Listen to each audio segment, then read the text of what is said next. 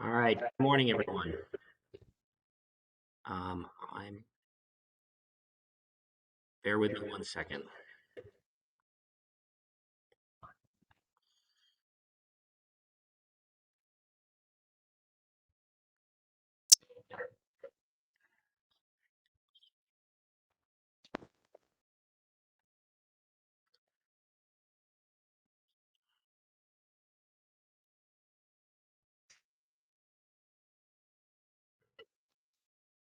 Okay.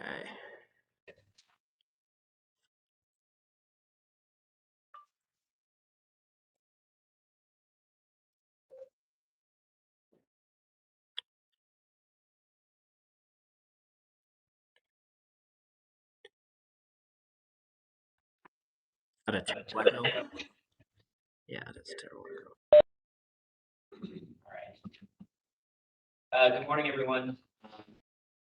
Open the meeting of the May 11th meeting of the New Mexico Oil Conservation Commission. A little after 9 a.m. We're doing it in a hybrid format. Folks, including witnesses, are participating online. Commissioner Bloom, recording for the record.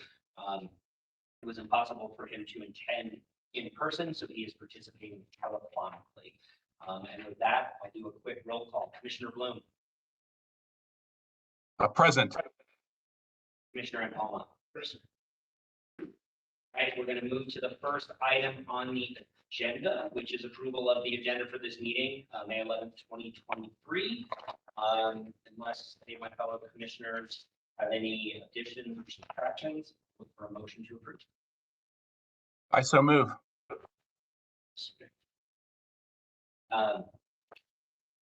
Any objection? Otherwise, we'll let the record reflect the minutes of the agenda was approved unanimously. In advance of the meeting, the minutes from our April 13th, 2023 meeting were circulated. Are there any additions, comments from my fellow commissioners? If none, can I get a motion to approve the minutes? Mr. Chair, I so move. Seeing no objection, let the record reflect that the minutes were approved unanimously. We're going to move to the first item on the agenda, which is a report from the Oil Conservation Division to the Commission concerning division enforcement activities. And it's my understanding that that presentation will be given by Brendan Powell, Deputy Director, Engineering and Environmental, and Jesse Tremaine, Counsel with Emder, but Counsel for the Oil Conservation Division. Mr. Powell, Mr. Tremaine, are you ready? This is Jesse Tremaine, the Oil Conservation Division. Mr. Chair, I am ready. Mr. Powell is attending by WebEx. Mr. Tremaine, you can bend that mic down. Yeah, or you can use the handle. Mr. Powell, you should have the ability to share. Okay.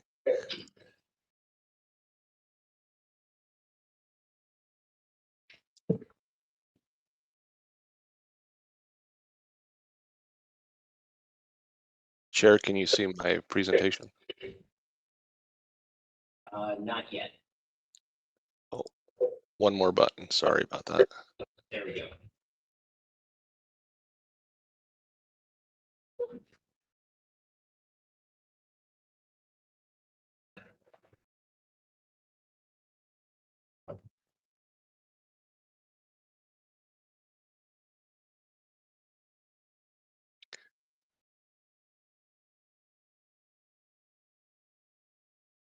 We'll make a copy of the slides available after the presentation and the meeting's being recorded, which gets posted to YouTube. So both are available. There's an audio question, so I'm going to pause for a second before you get started and use the Polycon here to hopefully connect folks to the meeting to make it a little easier to hear.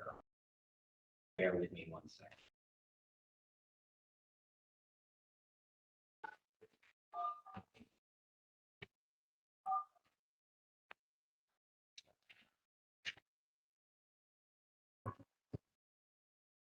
Welcome to WebEx. Enter your access code or meeting number followed by pound.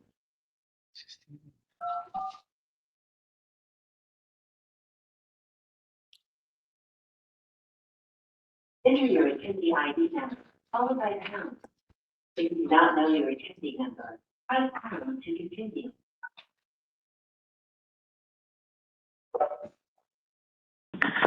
Okay.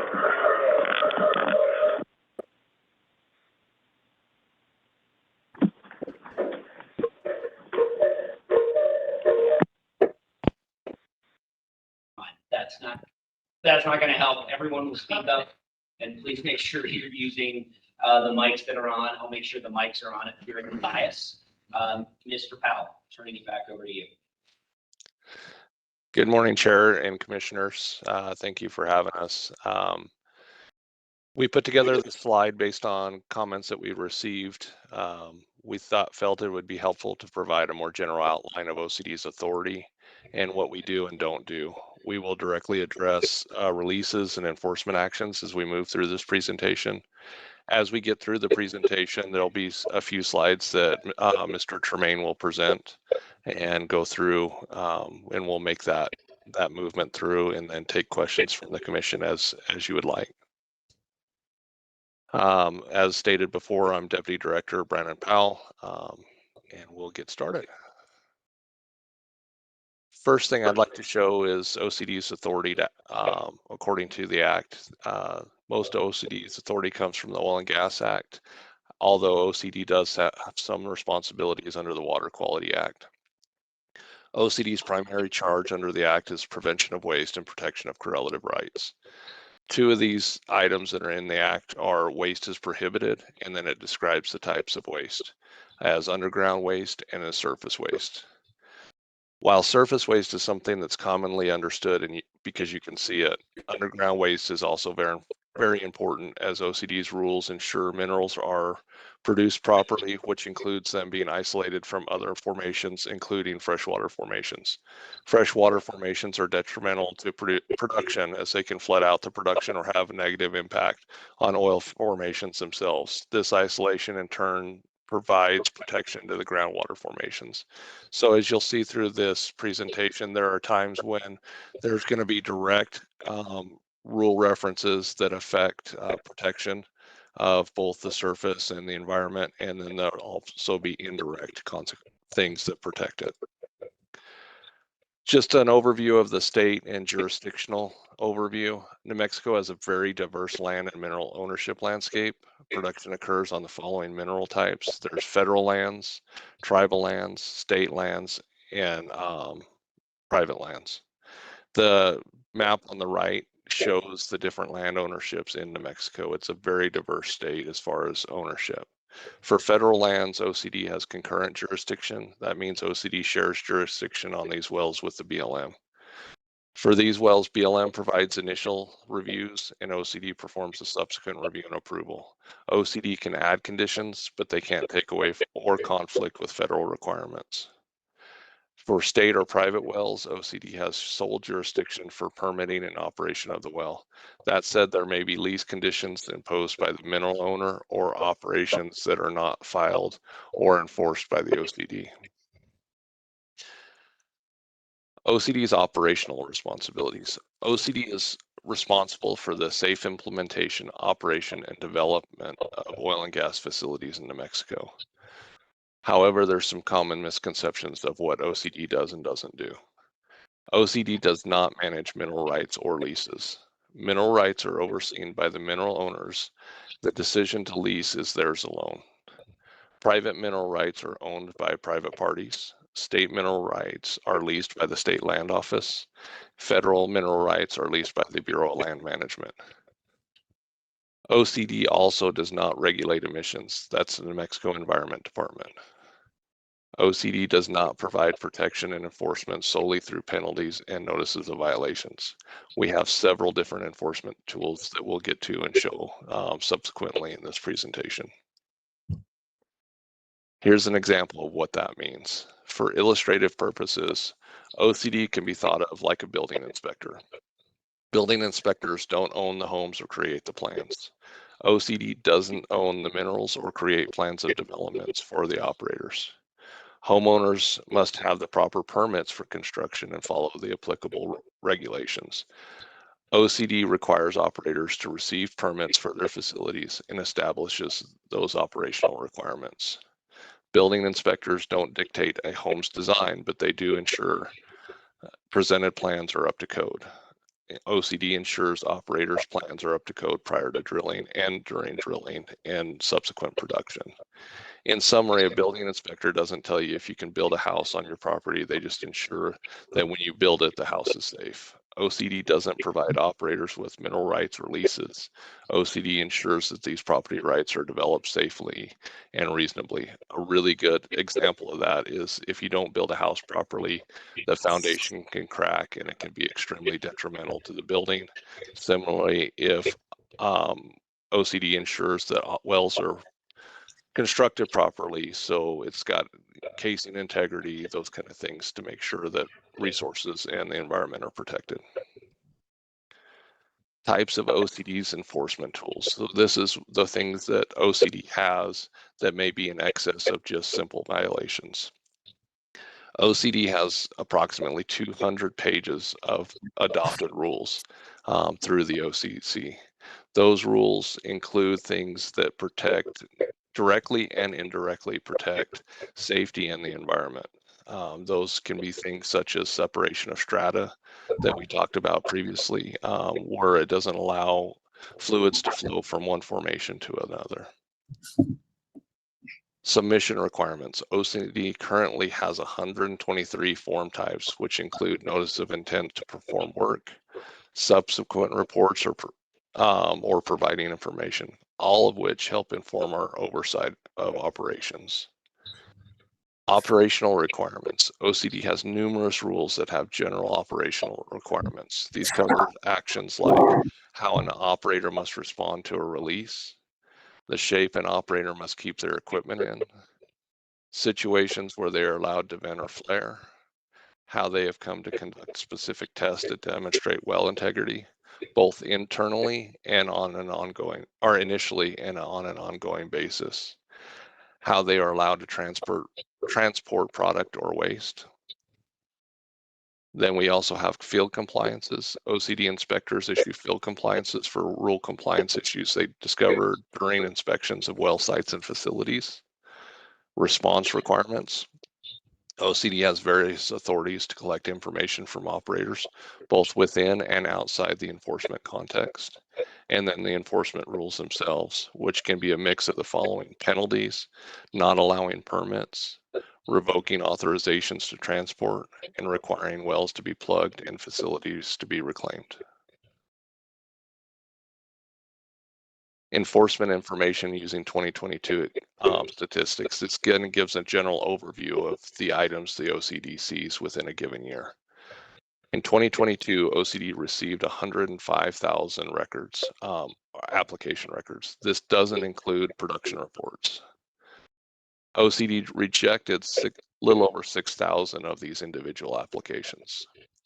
OCD approved 91,000 applications, but it should be noted 46,000 of these were auto-approved as they were informational records only. 6,300 were subject to OCD hearings. 52,000 of these applications were handled directly by OCD personnel. Of the applications that were handled directly by OCD personnel, they added 40,000 conditions of approval on these requests. These type of front-end actions are encouraged to ensure compliance up front in terms of the project design, construction, and implementation. I just want to emphasize those 40,000 conditions of approval just a moment longer. Those conditions can include items that protect not only the well, but also the environment. They include things like ensuring proper testing of the well. They include things such as notice to the OCD, and also ensuring the casing design is protecting or isolating certain zones or the surface.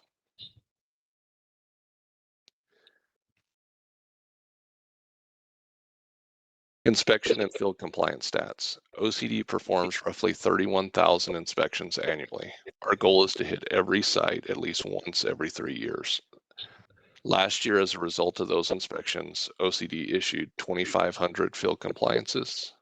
To date, operators have taken 1,700 actions to close the required compliances. The remaining compliances, those that are still open, require additional actions by the operators. Failure to address open compliances can result in subsequent enforcement. Field compliances can include items such as sign issues, contamination discovered and remediation on site, required or missing integrity testing. Failure to address or respond to issue field compliances can result in additional enforcement action. If inspections uncover more serious issues, additional enforcement may be pursued beyond field compliances.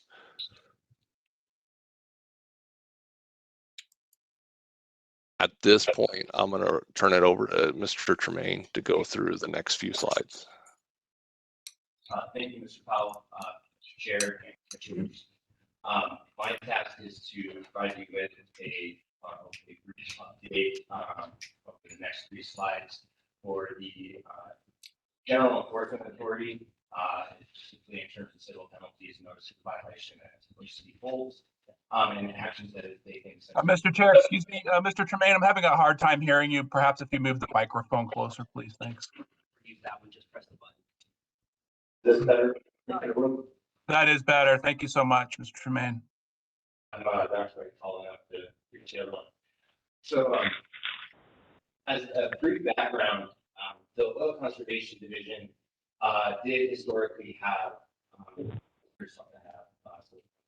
however, that penalty authority was lost as a result of the Marbot Energy Corp versus New Mexico Oil Conservation Commission case back in 2009. The legislature reinstated the civil penalty authority for the Oil Conservation Division in 2019 as part of the Clean Water Act. As a result of that legislation, OCD was tasked with and did sponsor necessary updates to division rule, and this commission promulgated updates to 1915, 510, and May C, which I'll refer to as the division enforcement rule. Those rules became effective on February 25th, 2020. And so since that date, OCD has effectively had a process, procedure, and authority in place to issue, propose, and assess civil penalties. Since that date, the division has formally issued 75 separate formal notices of violation. In total, those NOVs posed over $11.4 million in civil penalties. And to date, those NOVs, those which have been resolved, have assessed a little over 3.5 million civil penalties. I'll note that civil penalties refer to the general fund. I want to make a note here that OCD tracks and relies on us to track planned, pending, and resolved penalties on a rolling basis. So at any point in time, if you ask me next week, these numbers are going to have changed. We can flip several different cases and issue other NOVs. So this is a moving target, but it's a snapshot of when I make this slide.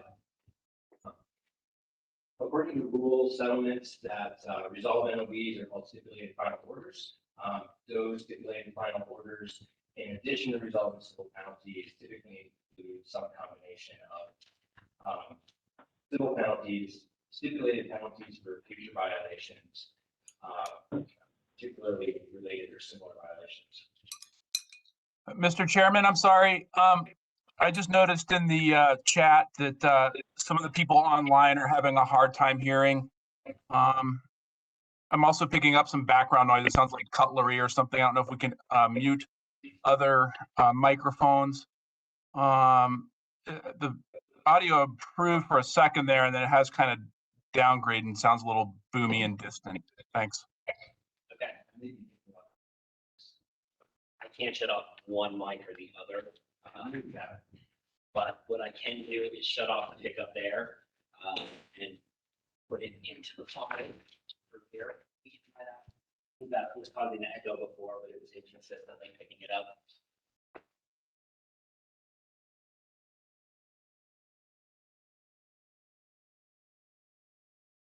Jesse, can you dial?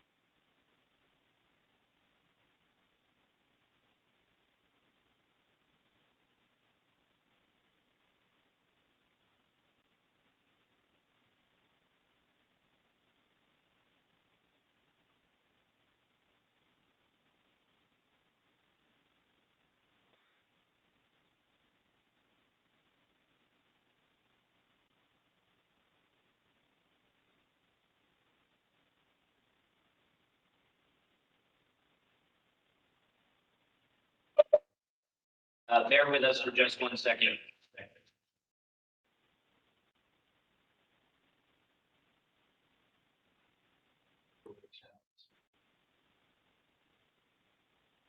Try turning it down.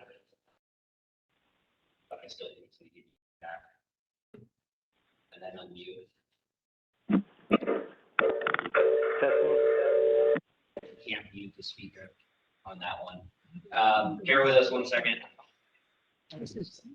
If it's okay with Mr. Tremaine and the commission, I can present these slides if you'd like.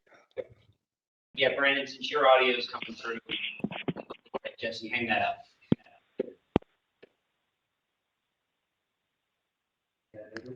No, that should be unmuted.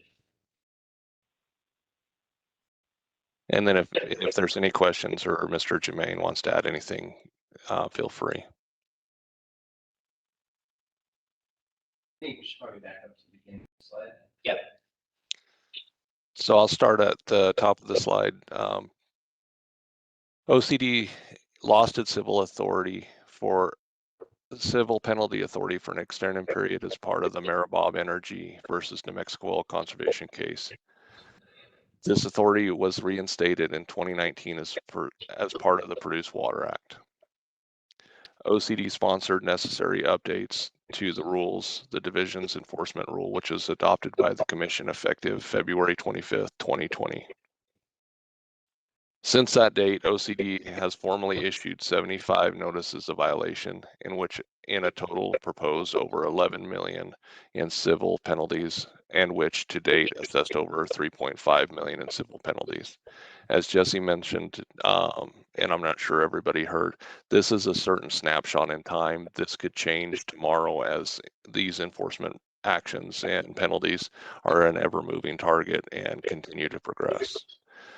Settlements resolving NOVs, which are stipulated final orders, include some combination of stipulated penalties for future violations, prospective compliance actions, additional reporting requirements, and specific limitations on operators' future activities. This ensures that not only are their current actions addressed, but future actions are also addressed. 26 NOVs are currently pending informal resolution or hearing, which proposed 5.1 million in civil penalties. Our annual report to the legislature of FY22 penalty enforcement is available at the link below. Prior OCD penalty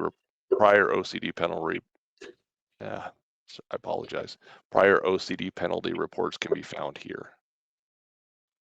OCD tracks planned, pending, and resolved NOVs on a rolling basis. And again, these numbers can be subject to change. In FY 2022, July 1st, 2021 through June 30th, 2022, OCD issued 36 NOVs proposing over $6 million in civil penalties, covering multiple violation types: waste rule, inactive wells, deficient FA, operating without approval, amongst other things. OCD resolved 19 NOVs during this fiscal year, collecting over $1 million in civil penalties, in addition to binding commitments from operators to promptly resolve the issues for which they are cited. In fiscal year 2023, which is July 1st, 2022 to June 30th, 2023, OCD has so far issued 11 NOVs seeking over $4.3 million in civil penalties. They address the following violation types: impermissible routine venting and flaring, unreported and or unremediated releases, operation of an unpermitted SWD, improper flare operations, inactive wells. OCD resolved 12 NOVs and 2 significant self-disclosure violations. These NOVs sought over $2.5 million and ultimately assessed over $2 million in penalties, in addition to binding commitments to resolve the issues. Enforcement priorities. OCD tracks NOVs according to several priority categories. NOVs include multiple violations and violation types. OCD categorizes these NOVs according to their primary violations: waste rule violations, which we had 8 NOVs seeking a little over $2 million in civil penalties. Environmental conditions and hazards, we issued 8 NOVs seeking a little over $2 million in civil penalties. High priority operational issues, which include significant reporting violations, we issued 25 NOVs seeking $4.4 million in civil penalties. This category includes failure to quarterly or monthly report waste rules, production reports, or various critical drilling, completion, or plugging reports. Unpermitted activities, which were 5 NOVs seeking over $2 million in civil penalties. Inactive wells, which were 28 NOVs seeking a little over $700,000 in civil penalties, and the plugging of hundreds of inactive wells. Going forward, OCD intends to provide more frequent status updates on pending and resolved NOVs on its website. Now moving into the spill information. Again, we're going to continue using 2022 information, but this will be the calendar year information. In 2022, OCD received reports of 1,476 incidents. Of those, 642 are currently in closed status. 834 are in a closure not approved status. In 2022, OCD received 3,652 C-141s for releases for current and historical releases. Of those, OCD approved 3,195 individual C-141s. These were a mix of current and historical releases. OCD rejected 652 individual applications. Rejections could be for various reasons, but can include insufficient information provided, insufficient work performed, additional work being required. Behind the scenes, OCD is also working to improve incidents reporting status online so the incident records can more accurately reflect the status of the incidents and what requirements still need to be addressed. I just want to go back the 652 individual rejections to explain what that requires. That requires an operator to take additional actions and then file subsequent reports. So we get those actions and make sure they're current and comply with the rules. Now we're going to go through some LFC reporting metrics that the OCD has. The number of inspections of oil and gas wells and associated facilities. Again, as previously stated, our target's 31,000 per year. These are prior years, and this is our quarterly for this year as we go work through it. Number of abandoned wells properly plugged. I will state due to the federal infrastructure grant, the FY23 target is expected to be exceeded by substantially. Our target is typically 50 per year based on funding. Our prior 2 years, we were right at roughly that 50. This year, we're on track to greatly exceed that. Number of violations issued. As previously stated, these are referred to as field compliances with required actions. And these are how they've stacked up in prior years. And that concludes the presentation.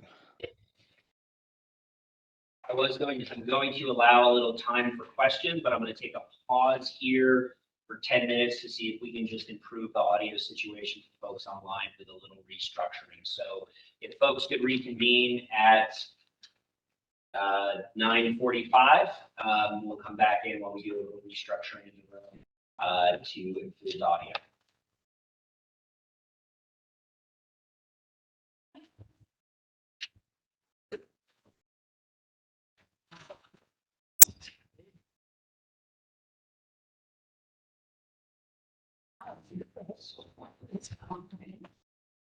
Well, no, it's the feedback. Yeah, then there's speakers.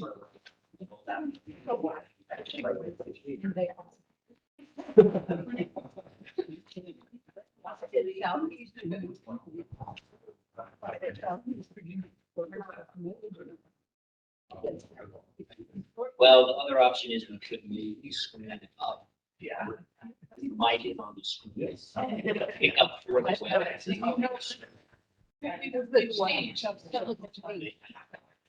Yeah, so I think we're just gonna go to help. Yeah. Create an awkward slot, but it's. Brandon, keep you on the page for sound. Do what? I'm sorry. Yeah. So I'm keep you on for a meeting page for sound. I'm getting a lot of feedback from one of the screens. I'm having a hard time hearing you.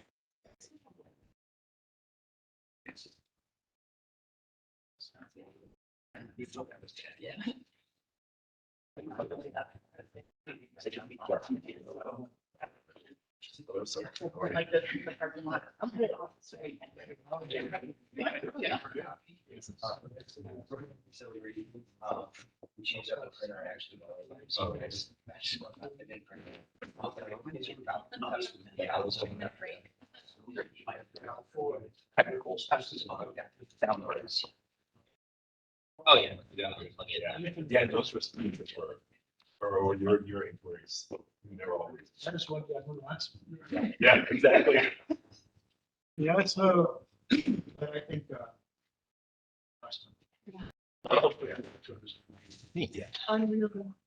Yeah, I think so.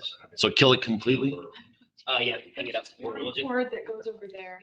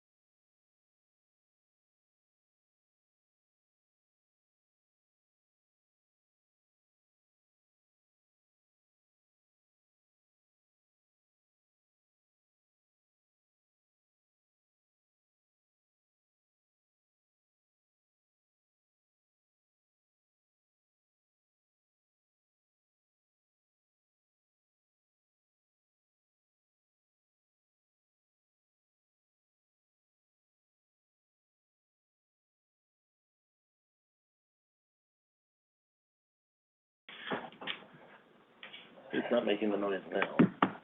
But I haven't. Unmuted? Let's wait till audio starts Okay. coming out of this, but let's play with it.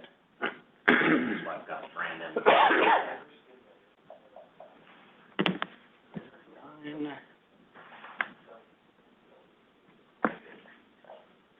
Two seven five five six. I can hear you all okay through that now. Okay, so I'm on the speakerphone, so you can hear us, Brandon, on the speakerphone? Yep, and there's not any feedback on that one. Okay, we're loading up the TV now. Give it a second. Yeah. Dylan is not being optimistic today, and I am, so one of us will win. It's balanced. Again and again. Yeah, it works beautifully. Can you hear us, Brandon? Yes. Can you hear us? Yep.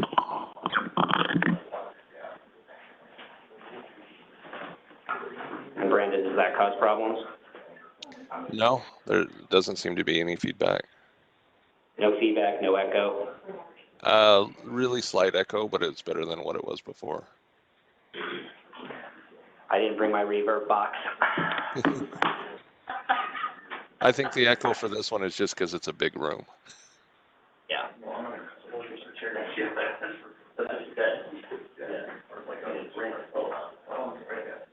Okay, Brandon, echo now? Little bit. Okay. Now no echo.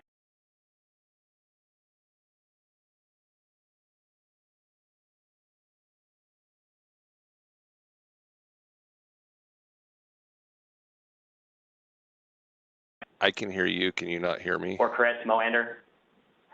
Okay. I hear you. I can now. All right. Perfect.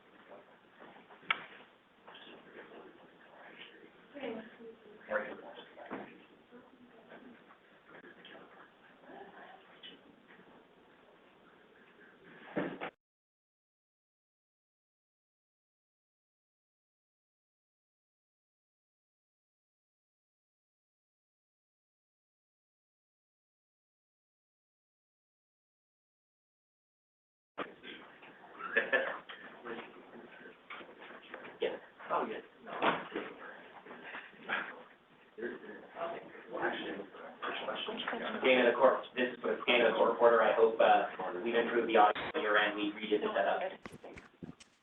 No problem. So far, sounding good.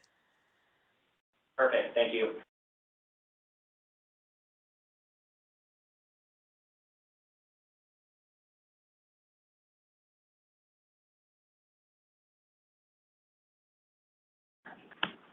Which one are we gonna talk to that? The pocket front.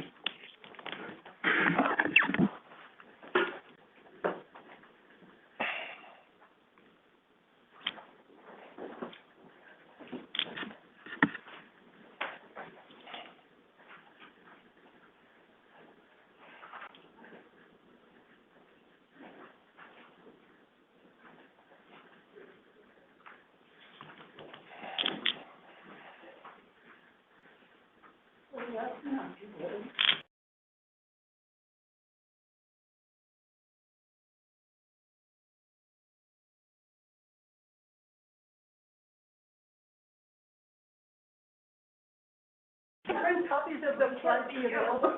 Oh, yeah. Not print copies, but we will have them available on the OCD website. Okay, great.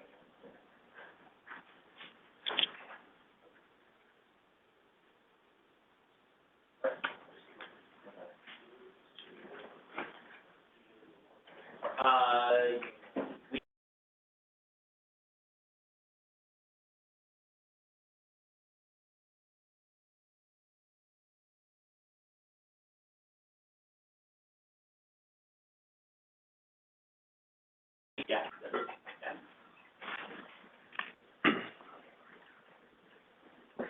All right, we are resuming at 9:45. Thank you for folks who are pinging about audio issues. We reconfigured how how we are connecting to audio for the meeting. Hopefully that has improved sound quality. We also had to reposition some text. So again, please keep, letting us know. I am monitoring the chat for issues. OCD just concluded their presentation. I am going to open it up initially for some questions by commissioners, and I will have a 30-minute public comment period where folks can, provide comments. There are people in the room and people online, so I'd ask you keep your comments to about 2 minutes so that we can move through it. But I'm also working through the overall agenda and the adjudications we have on the calendar, also on the calendar for today. And I will not start the 30 minutes.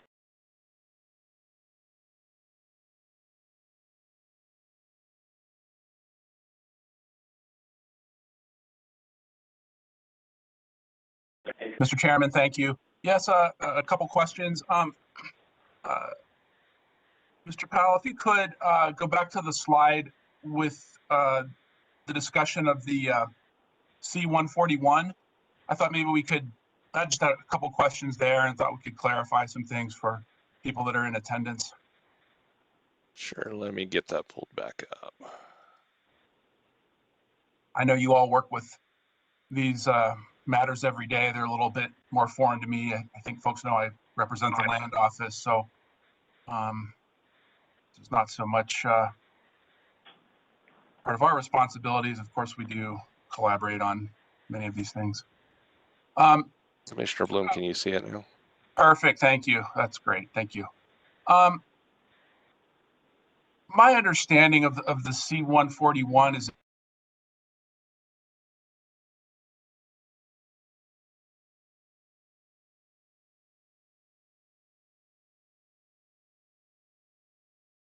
steps they took to remediate the situation. So perhaps there's a produced water spill, vacuum truck goes out, vacuums up any liquids on the surface. Someone else comes out and digs out contaminated soil and takes that to a disposal site. And then my question for you is the next step that they would then ask you if that's enough work, and then if it's been done properly, and then you would approve it. And if not, you reject it and then hit them with more requirements?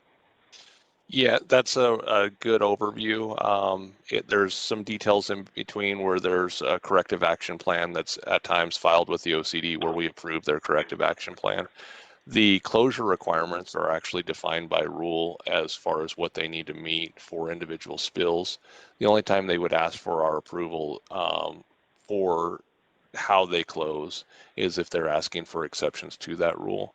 So what they'll do is they'll take the necessary steps as they go through and then file that final C-141 with all of the sampling, all of the closure criteria.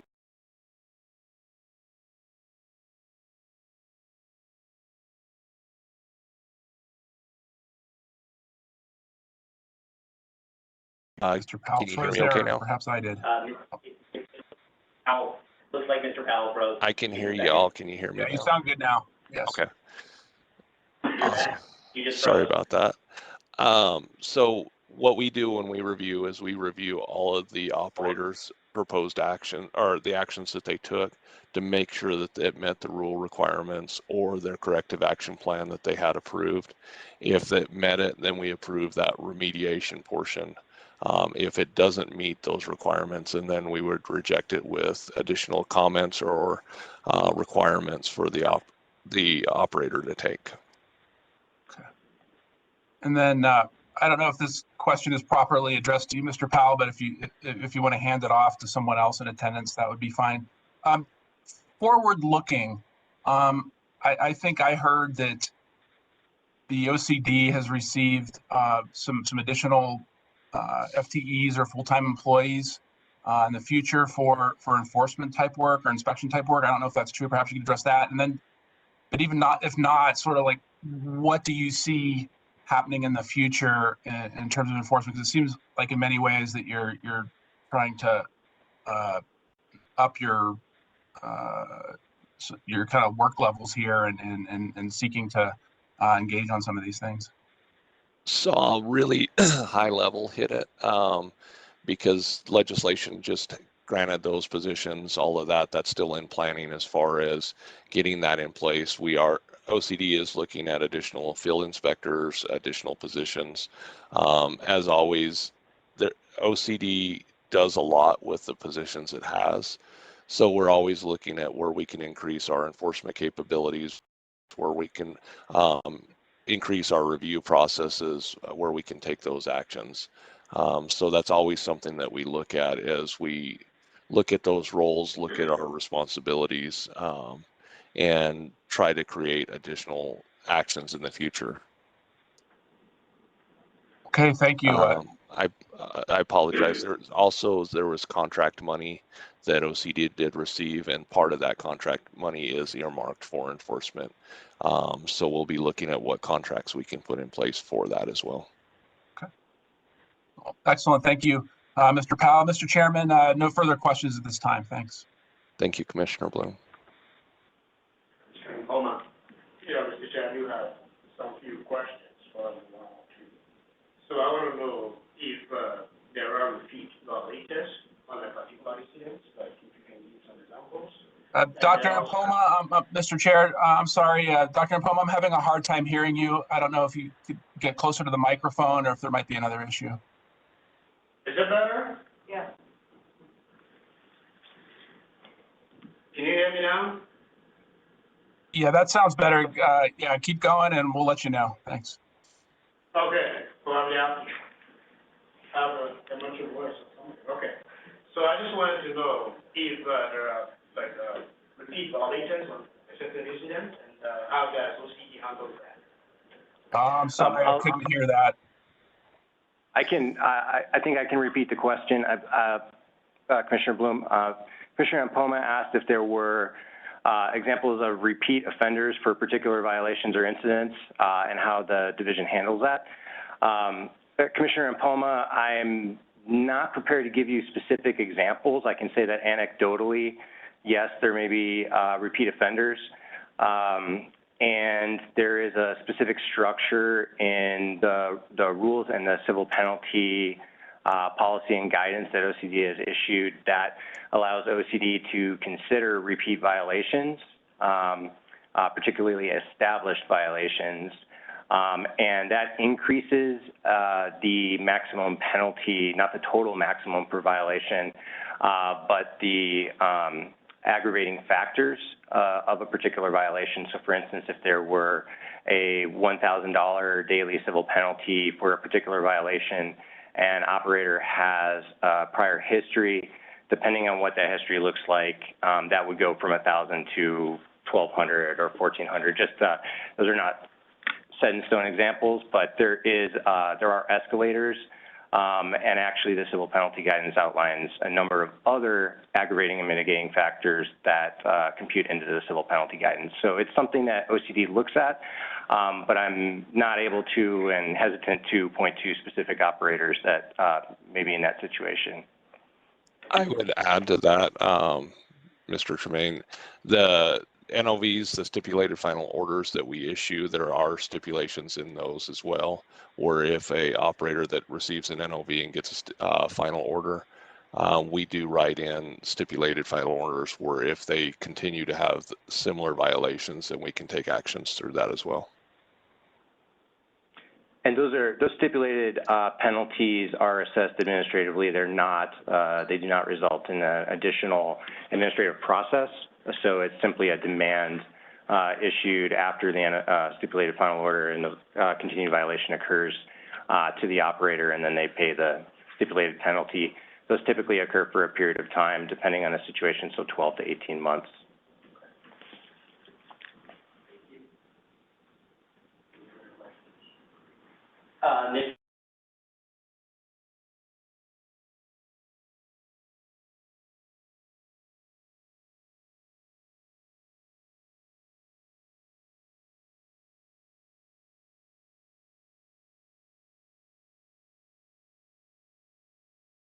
NOVs typically take 90 to 180 days to resolve. It depends on if they go to hearing or not. But the rules set I would say anywhere from 60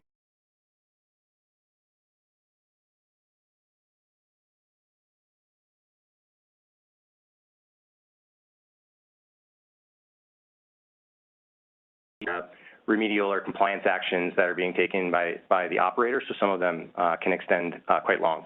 But on average, I would say it's in the 3 to 6 month range.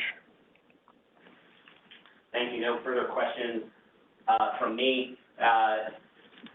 Seeing no other questions from the commissioners, I'm going to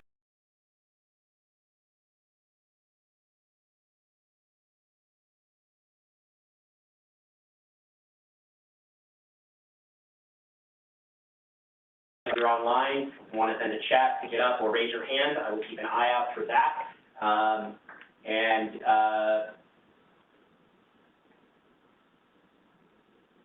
We will go from there. Ms. Troutman. Hello, everyone, and thank you. Can you hear me okay? Clear. Awesome. Well, I'm Melissa Troutman. I'm the climate and energy advocate, for Wild Earth Guardians. I just wanted to give a little background on the spill rule. In 2021, Guardians and OCD worked together on this rule to prohibit unauthorized releases of oil, gases, produced water, oil field waste, and other contaminants. Initially, Guardians proposed a rule focused on produced water, and OCD actually strengthened it to include oil, gases, and other wastes. And this rule was necessary because, as OCD's Jim Griswold stated in his testimony at the time, that spills pose potential threats to public and environmental health, can cause soil and groundwater contamination. We all know this. But, you know, after hearing OCD's presentation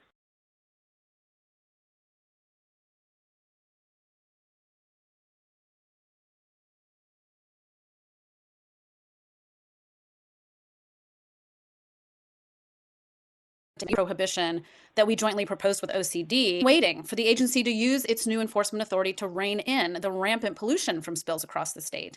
But instead, OCD is undermining the spirit of compromise that led to the adoption of that rule in the first place by only issuing a handful of violations for reporting issues and remediation issues, and issuing 0 penalties for actual spills in the 20 months since the rule became effective in August 2021. And since then, operators have reported a record-setting number of spills. In 2022, the volume of contaminants spilled increased by 16% over the previous year. I just want to pause there. This is record-setting spills and volumes of contaminants in 2022. So if the aim is operator compliance, clearly what OCD is doing isn't working because the problem's getting worse. And this is, of course, not the result we expected after creating stronger rules.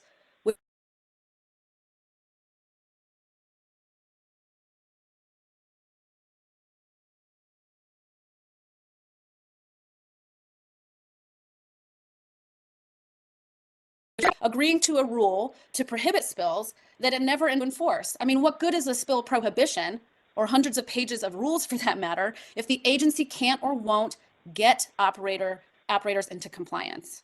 And while we can empathize with the division's lack of staff and resources, you know, it only took us all of 15 minutes using OCD's database to aggregate a list of the top 10 spillers. And this is to Commissioner Paloma's question about repeat offenders earlier.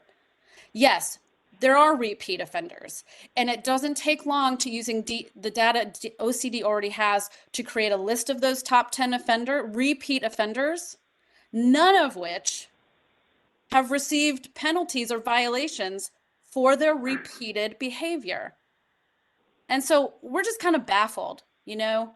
If staff time is really the only barrier to enforcing the spill rule and to decreasing spills instead of letting them continue to increase, then we would like to know exactly what OCD needs to properly enforce this law in terms of time, staffing, funding, and if there's another barrier that outside of staffing and resources, we need to know that too.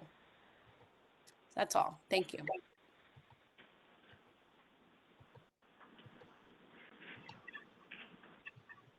Not seeing anyone. Not seeing anyone in the room. I will go to Ms. Brent. You're still muted. Okay, there we go. So I'm kind of new to all this. I didn't know the ins and outs of the regulatory agencies, but my question is, do our tax dollars pay for OCD for this agency?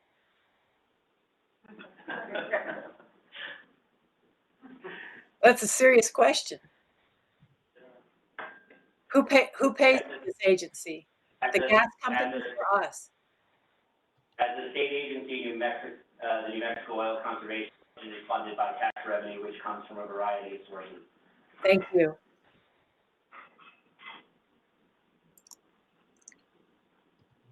For folks in attendance in the room, if you'd like to speak, all I would ask is you come up to the lectern there, so you can use the Polycon phone there. It can be heard online.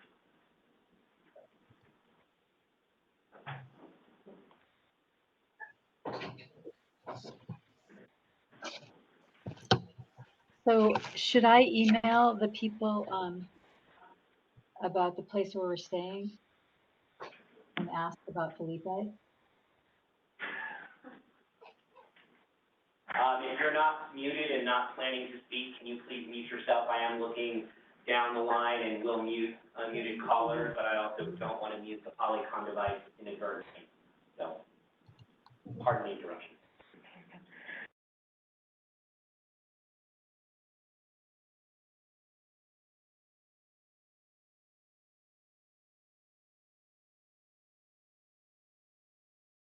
Yes, thank you. Okay. Hi, my name is Sophia Jenkins Nieto. I'm a representative of Yucca. We're the ones that originally asked all the questions that led to this presentation. So we appreciate the report, and we thank the OCD for providing the information, and we thank the Commission for asking for accountability on the enforcement of the rules promulgated by this Commission. So we appreciate everything that the OCD does, and thank you for the overview. Given that the OCD has received 1,476 incident reports for spills in 2022. I want to know why there's only 8 NOVs and what's happening with the remaining spills. And we're still wondering, how does the agency answer for its failure to assess penalties for the remaining infractions? We understand that there's been an average of 4 spills per day. And as has been said, the lack of enforcement is actually allowing for spills to increase by 16%, and it appears that the OCD is not really working to prohibit spills. So I'm also just a little concerned that a lot of our questions, we had a very long list of questions, were kind of not answered or were vaguely answered. I personally, this whole process is really new to me, and all of our members are youth from across the state, and a lot of the language is really new to us, so I would just appreciate some more clarity on the questions that we asked. So yeah, thank you. Oh yeah, the question. The questions. So yeah, we thank you for asking one of our original questions about repeat violators. This is extremely relevant information. We're kind of disappointed that there wasn't really an answer. Like I said, it was kind of vague. Why are repeat offenders not being penalized in accordance with the rules and penalty calculation method? Remediation plans are a way to address the impact of spills, but they don't seem to be doing anything to prevent spills in the first place. And I'm wondering if that's saying that there's no consequence or penalty for spills, even if that was the intention of the rule, which is really upsetting. Our organization helped to create the rule, and the prohibition of spills means that when spills happen, there need to be consequences. For example, one of the original questions was why are violations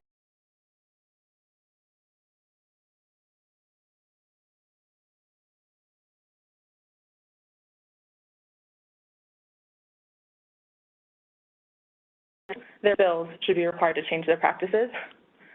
So we're just kind of wondering what's the plan to actually enforce these rules. I think that was all of the questions. Yeah, thank you. Thank you.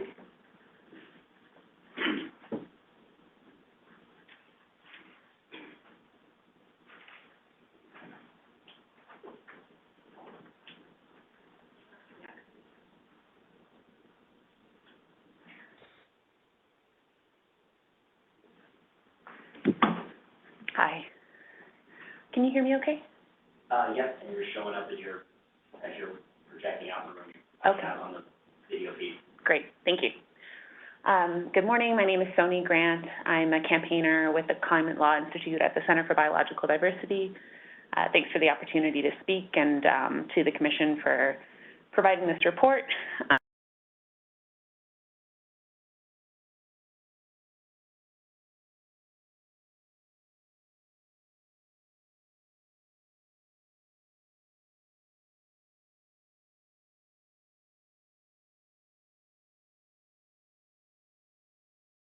The Commission Division recognize this as an incredible pollution crisis in our state that you have a responsibility to address, and that issuing violations for late reporting of spills, only 8 since you've had that authority, is not sufficient to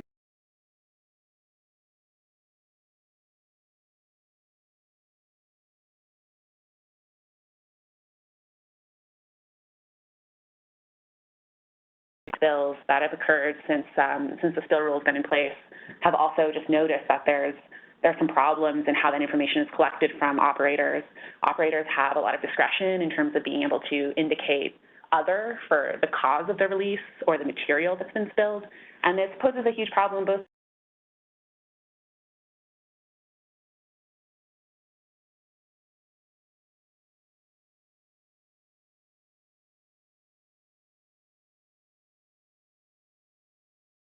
to gather better data, analyze it more quickly, and present that to the public in a way that they can understand. Lastly, I just wanted to remind you that as a state agency, you have a constitutional duty to guarantee New Mexico's beautiful and healthful environment, to control pollution, to prevent the despoilment of New Mexico's air, water, and other natural resources, and that by failing to enforce this rule that you have on the books, you are in violation of that constitutional duty. So I really hope that we can work together with OCD to, enforce this rule that's on the books, to stop spills, and address this pollution crisis. So thank you.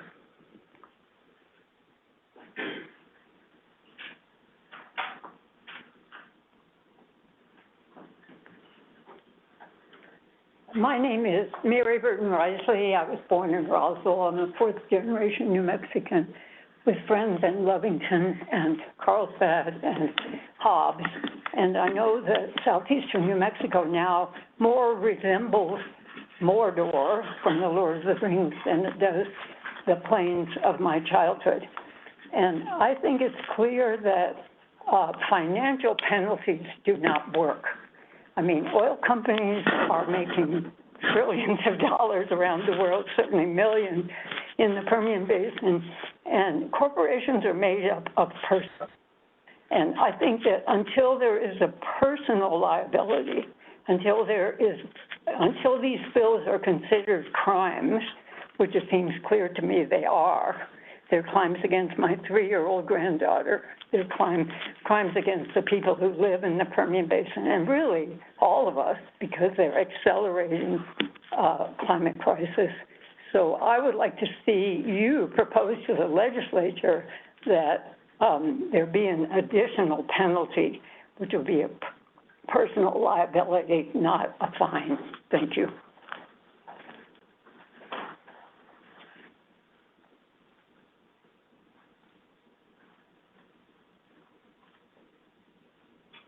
Anyone else in the room or online? Monitoring participants. Yes, this is Catherine. Can you hear me?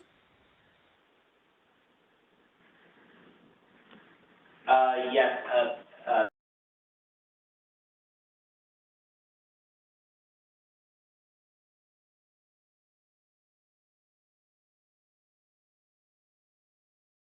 And I'm a supporter of the Yucca and other climate crisis organizations. And I just want to say that it seems to me that these fines are so low that they are just the cost of doing business for these corporations. And there doesn't really seem to be any teeth in the enforcement that, especially considering that the number of spills has increased.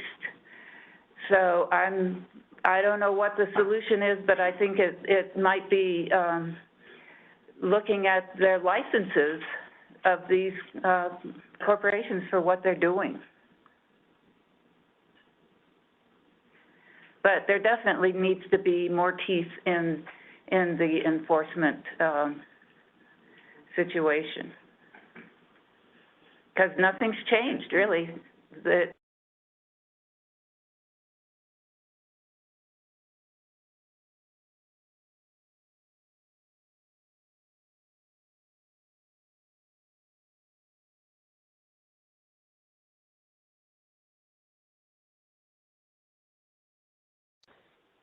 Thank you. Hi, my name is Catherine Shira, and I'm a resident of Santa Fe.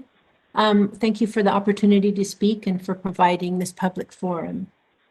Director Powell mentioned during his presentation that the department's goal is to visit every site in the state at least once every 3 years. Clearly, significant harm to the environment and public health can occur during the interim. Given that the department recognizes the need to increase enforcement capability, I'm just wondering, is there a mechanism for citizens to report suspected violations to the department?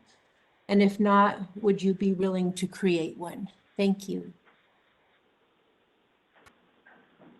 I can answer that question quickly. We do currently receive reports from citizens and third parties about potential issues that they observe, and those are investigated and dealt with depending on how the circumstances warrant. We were just out at a release the other day.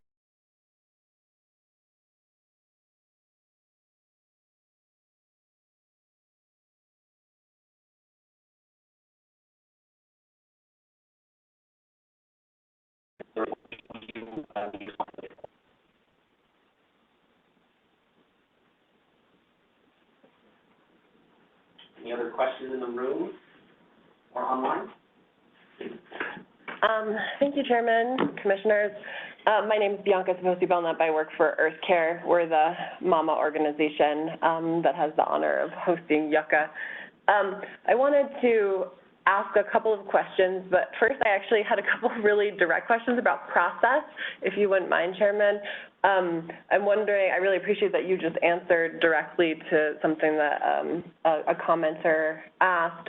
We still have OCD in the room. There have been several questions posed that have been unanswered from the original request. I'm just wondering if you could clarify for us the process, like is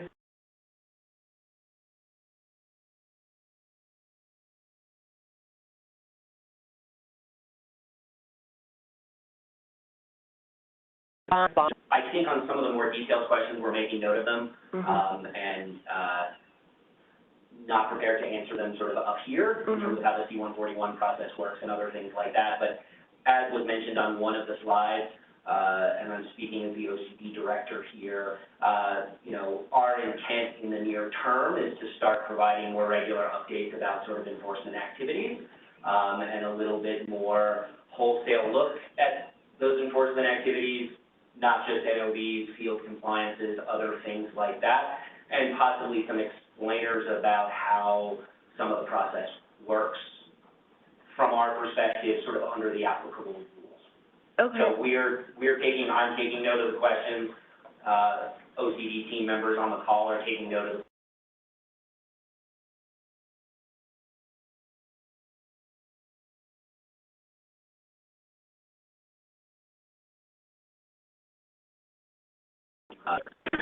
I'm asking in part because, the way that this request came about was folks were looking at the website and trying to understand just the prevalence of spills continuing to happen, the increase in spills from the previous year, and then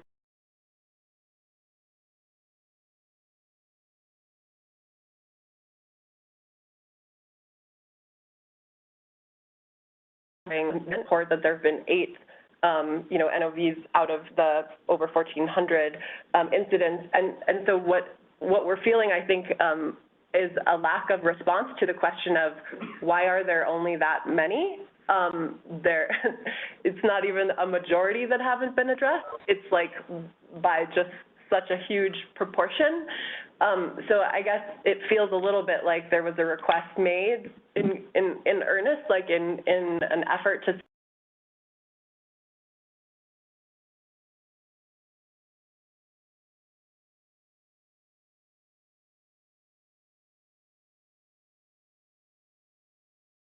not people who are active in the legislative process and what needs to happen to have rules on the books have meaning. And again, when we haven't even had, the 1,400 remaining spills that don't have NOVs addressed, and we have no answer for that, while we appreciate creating the space and the conversation, it feels like we're not actually having that conversation. So that's what I'm struggling with, and then maybe this will be a good segue that the commission could answer, which is, initially the conversations between Yucca and the commission were important around authority, because you all clarified that you don't have oversight over the OCD, although it's, you wear 2 hats, right? You are literally the director now, congratulations, and also a commissioner. So that's a little fuzzy, but nonetheless, you explained the commission promulgates the rules, and then it's the divisions.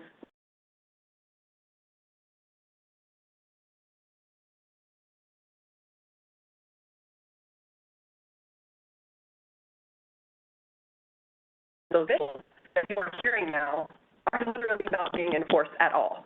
I'm just wondering, because I feel like, again, our question is, how can we help you? How can we help you? What do we need to do? Is it subsequent rulemaking? That feels hollow to us when we have rules that aren't currently being enforced. So it's confusing.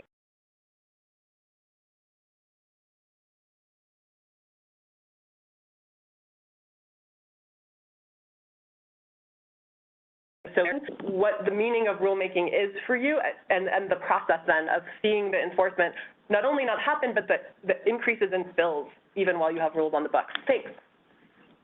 So I'll offer a couple of observations while just noting and clarifying the sort of commission roles. The commission does establish the rules of operation and, have oversight responsibilities over the OCC. It is also the administrative appellate body for the division. So if Mr. Tremaine brings an individual enforcement case, it is subject to a whole process largely set by statute. If a party who's subject to enforcement is unhappy with the result, the commission is who you appeal to, which is part of the reason why the commission does not do kind of individual enforcement. So just sort of laying out roles and other pieces. I would clarify, because I think it's there, and like I said in the chat, we will be making the slides available on the MNERD OCD compliance site. It's not just 8 NOVs, that was a summary of more recent NOVs in action. It's actually been 75 since we got our enforcement authority restored. And I would not necessarily look at it as just NOVs. The field compliances are a substantial part of how the OCD regulates activities in the field. And of the 1,400 spills, I would also note, it was in the slide, 675 of them were responded to and closed up as required by the OCD's rule in a timely manner within the window that we pulled the data, and others are in the process of being closed. And so we are also working on some IT updates, so it is easier to translate where in the process a specific site is. And again, all that information was on the slide decks that were presented, but I did want to flag that for you, and they will be available online maybe not today, but certainly by the end of the week. Any other questions in the room or online? A couple more minutes. All right. And I see one person who just raised their hand online. We'll get to you next. Good morning. My name's Elizabeth West, and I live in Santa Fe, and I'm very glad to be here. Bit by bit, I'm just a lay person in all of this, and probably a good example of people who are vaguely interested, growing more interested, and surprisingly becoming somewhat more frustrated.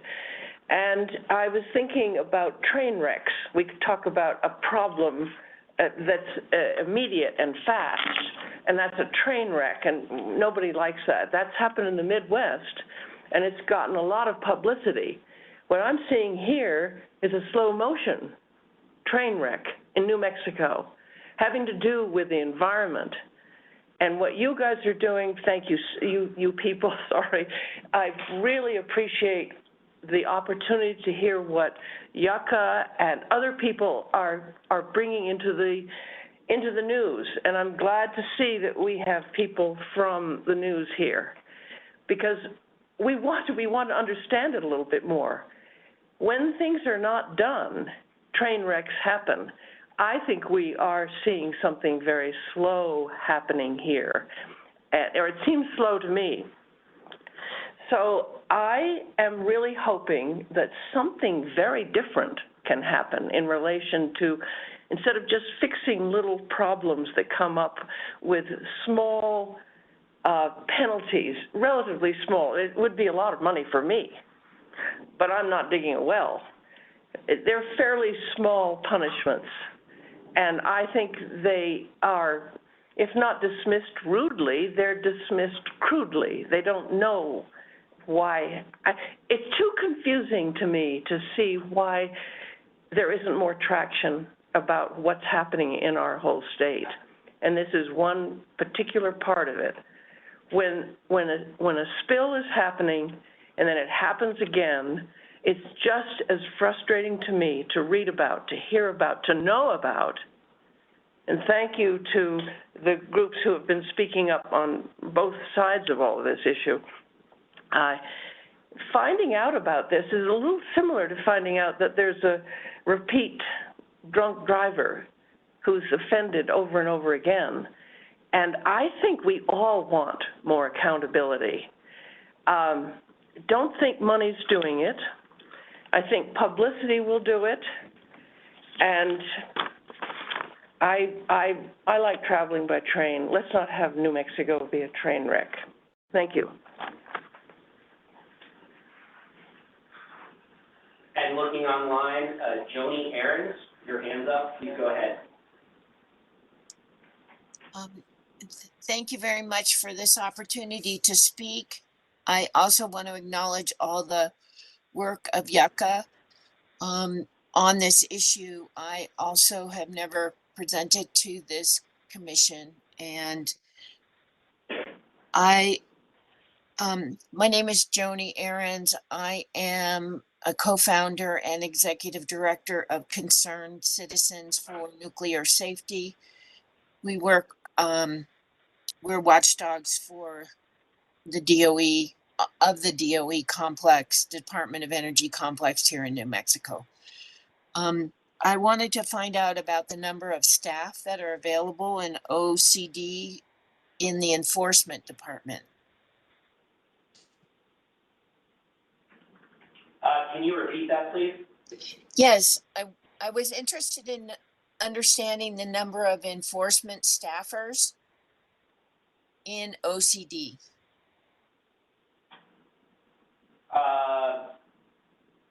You have a head count of roughly 78 FTEs.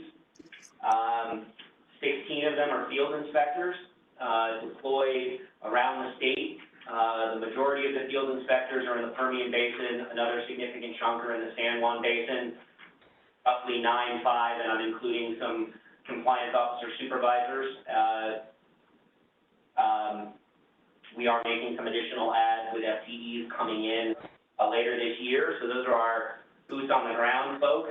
And then essentially all of our engineering and environmental teams are responsible for different aspects of compliance and sort of rule enforcement. And that goes from front end well development and design and other things on the front end, how have you built your well, to end of life questions of have you plugged it properly, other things like that, and everything in between, including when a well has stopped producing for a period. So that's roughly those OCD head count. Thank you very much for that information. And my final comment is about when the follow-up meeting will happen to answer Yucca's questions. Will it be a similar format to this meeting? There is not another informational presentation to the OCC currently set on the docket, but that does not mean one couldn't occur in the future. Okay, is it possible to make a request for a timely response or a timely second informational presentation to answer the Yucca questions? You can submit a request to the OCC clerk, Florine Davison. Her information is on the OCC website, and it'll be given due consideration. Thank you very much. I again appreciate all of the diligent and persistent work of Yucca to protect New Mexico. Thank you. There's time for one more comment, and then I need to move on to the other items on the agenda. Anyone else in the room or online? Just scrolling through the participants.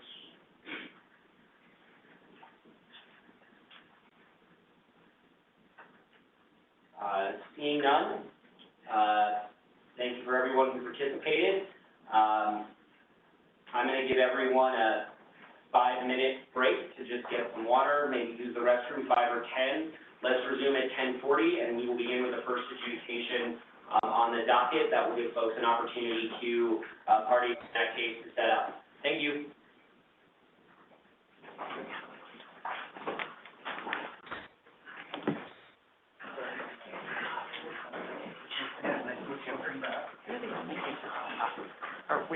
We are the only ones on the docket there. Okay. And I asked Jackie, planning on making a short. I get the chance to do it. It's not generated. I just don't know how the process is going to go.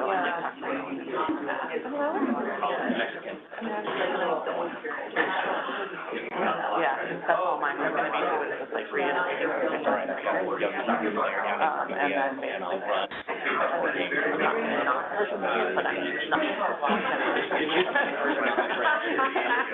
I do have some things to be on the lookout for in case like something comes up, but my mind is not.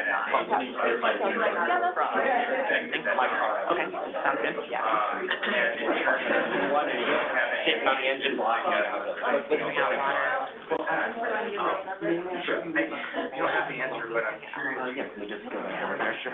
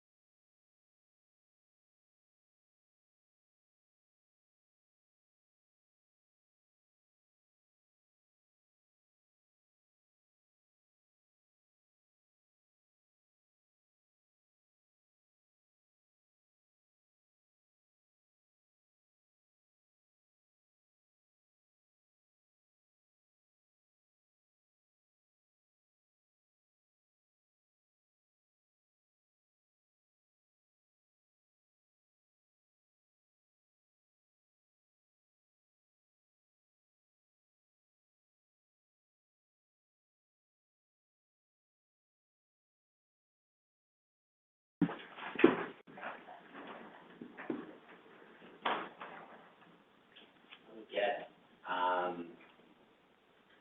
just resettled here. Find my copy of the agenda. All right, we're moving on to pending adjudications. First up is case number 14720, Targa Northern Delaware LLC, operator of Red Hills AGI number 1. And this concerns your submission of injection data for the first 4 years for Red Hill number 1, your updated model of the injection plume after 30, and I believe, though not covered in the agenda, a request to change some conditions in your permit for the facility. Are all the parties who entered an appearance in the matter present? Mr. Chairman, are you representing OCD? Yes, for the division. Do you have any witnesses either in the room or online? We have Mr. Millian Gebermichael, who's OCD's sole witness, and he is attending by WebEx. I see him. Before we get started, and I'm just going back over my notes from the last meeting, Commissioner Cuomo, was this the matter you were recused from? Yes. Thank you. Ms. Hardy, please proceed. Thank you. Good morning, Chair and Commissioners. Dana Hardy with the Santa Fe Office of Hinkle Shaner on behalf of Targa Northern Delaware. And I just wanted to give a very brief introduction to explain why we're here. Targa is the operator of the Red Hills AGI number 1 well under order number 13507. Ordering paragraph 2C of that order, which was issued on December 6th of 2012, required the operator to present injection data covering the first 4 years of injection and also to provide an updated model of the injection plume. With respect to timing, the order required this information to be submitted 6 months prior to the end of the first 5 years of injection. And as recognized in the order, this data is relevant to the status of the government LCOM number 1 well, and specifically whether that well should be plugged. Injection commenced into the well in 2018, and we timely filed the information required by the order with the Commission on November 30th of 2022. We also submitted updated information on March 31st of 2023. The data was prepared by New Mexico Tech, and Dr. Jaiwei Tu is here to present it to the Commission. And with that, I would call Dr. Tu as our witness. Can I ask the court reporter to administer an oath for Dr. Tu, please? Yes. Yes. Yes. Dr. Tu, please raise your right hand. Do you swear or affirm to tell the truth, the whole truth, and nothing but the truth? I swear. Thank you. You may proceed. Dr. Tu, please proceed, and you should have authorization to share your screen if you have slides to present. Okay.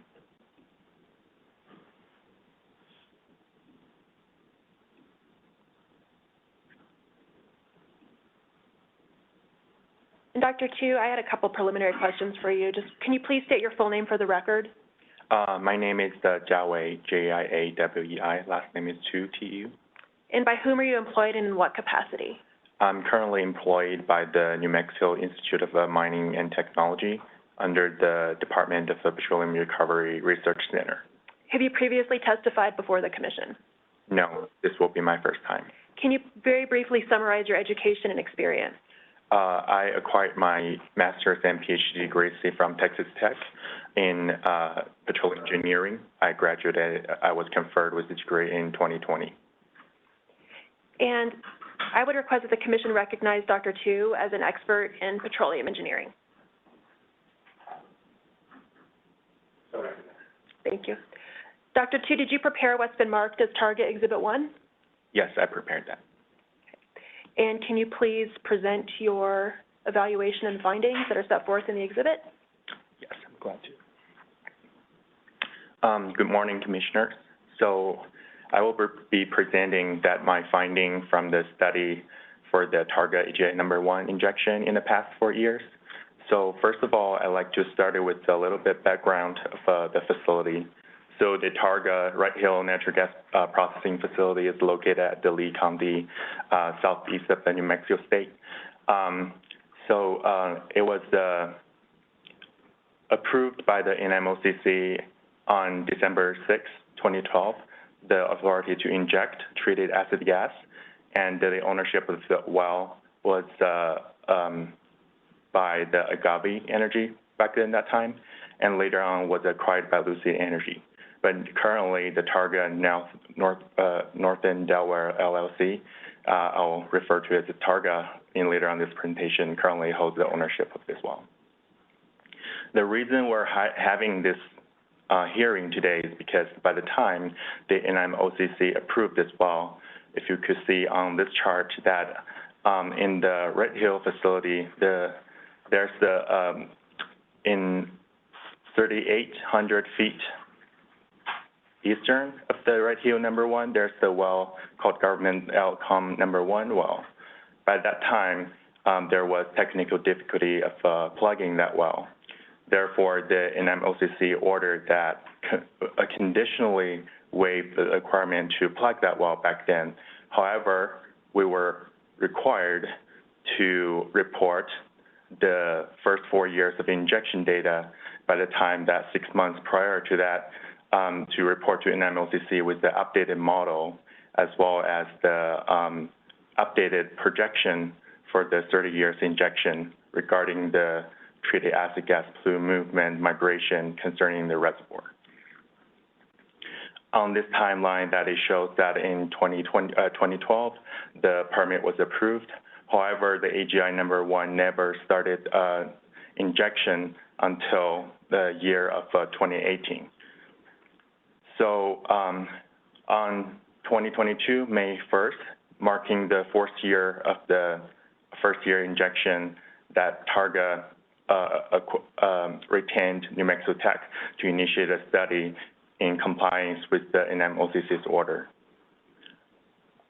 The New Mexico Tech performed this study and reported to the NMOCC on November 30th, 2022. But because of the hearing is scheduled on today, that we actually updated with the data till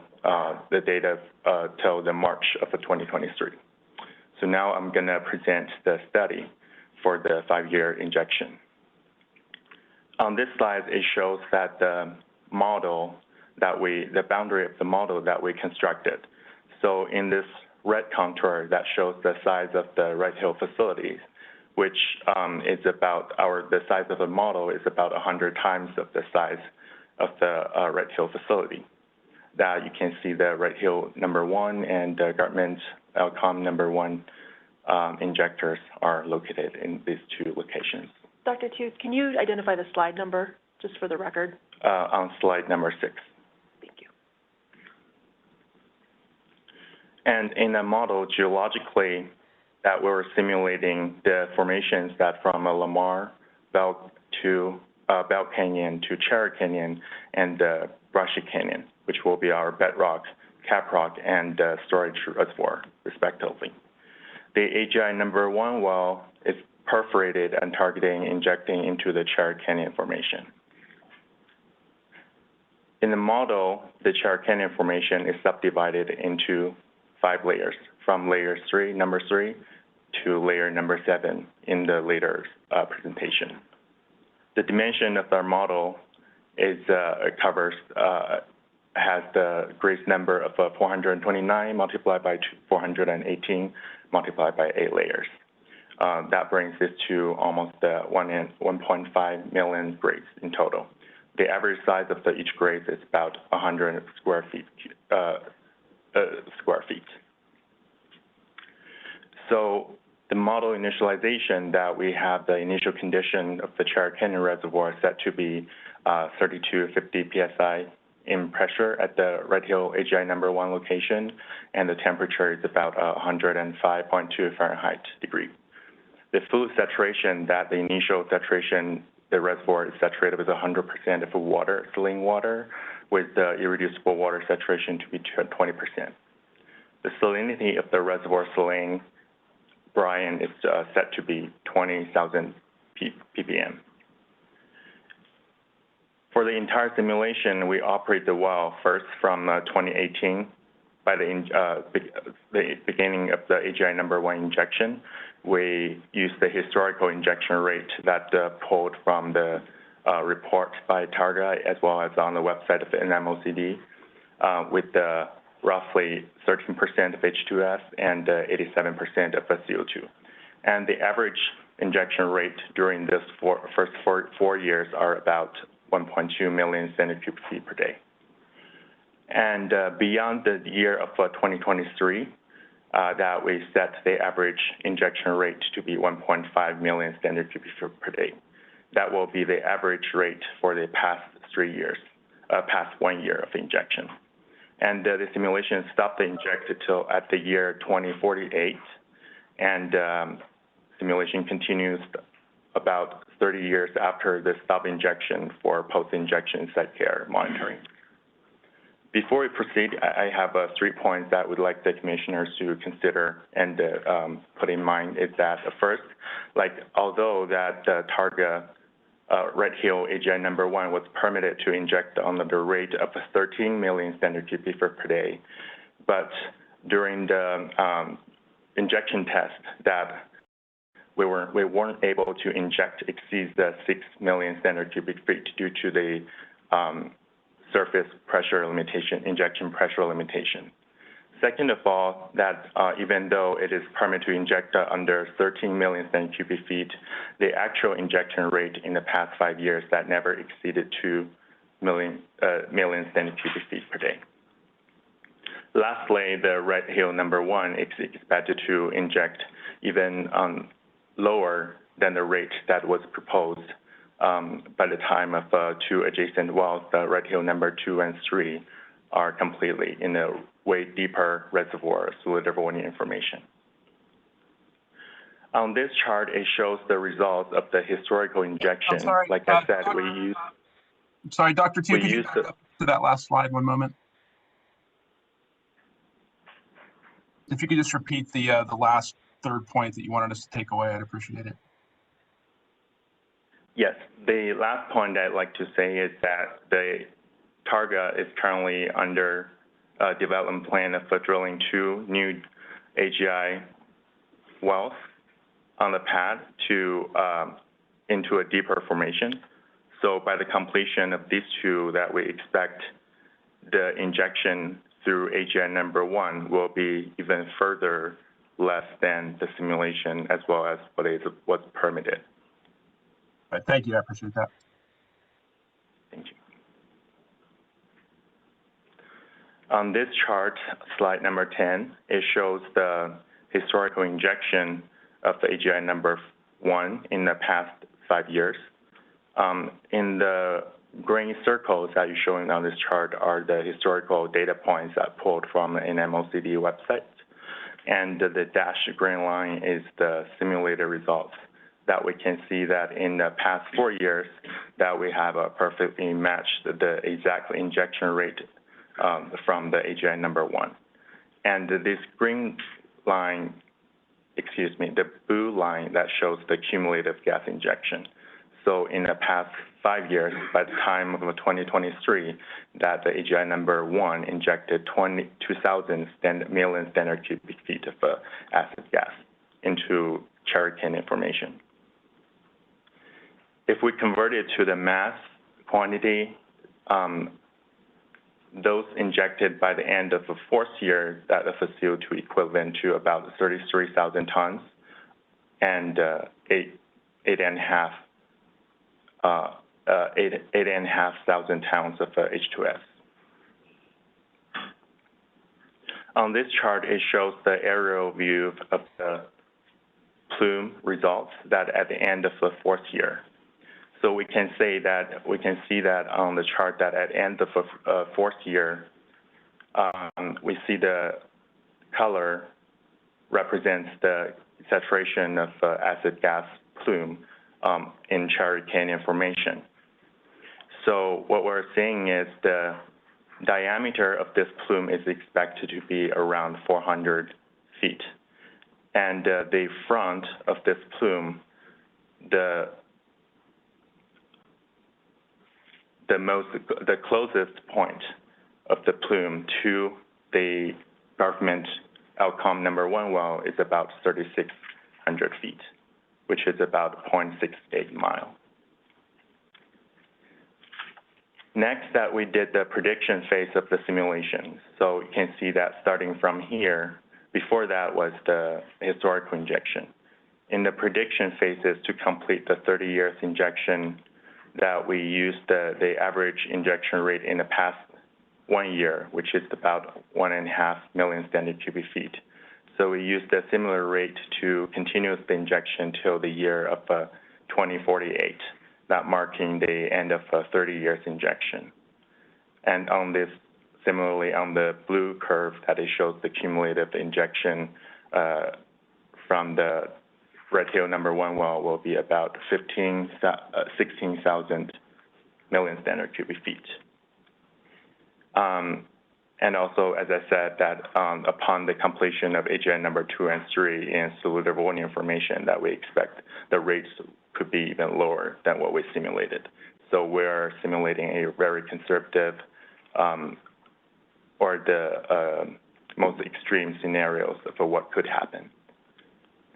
So here's the plume in the area view of showing at the end of a 30 years injection of a 2048, that we're seeing that at the end of a 30-year injection, the diameter of the plume is about 1,000 feet.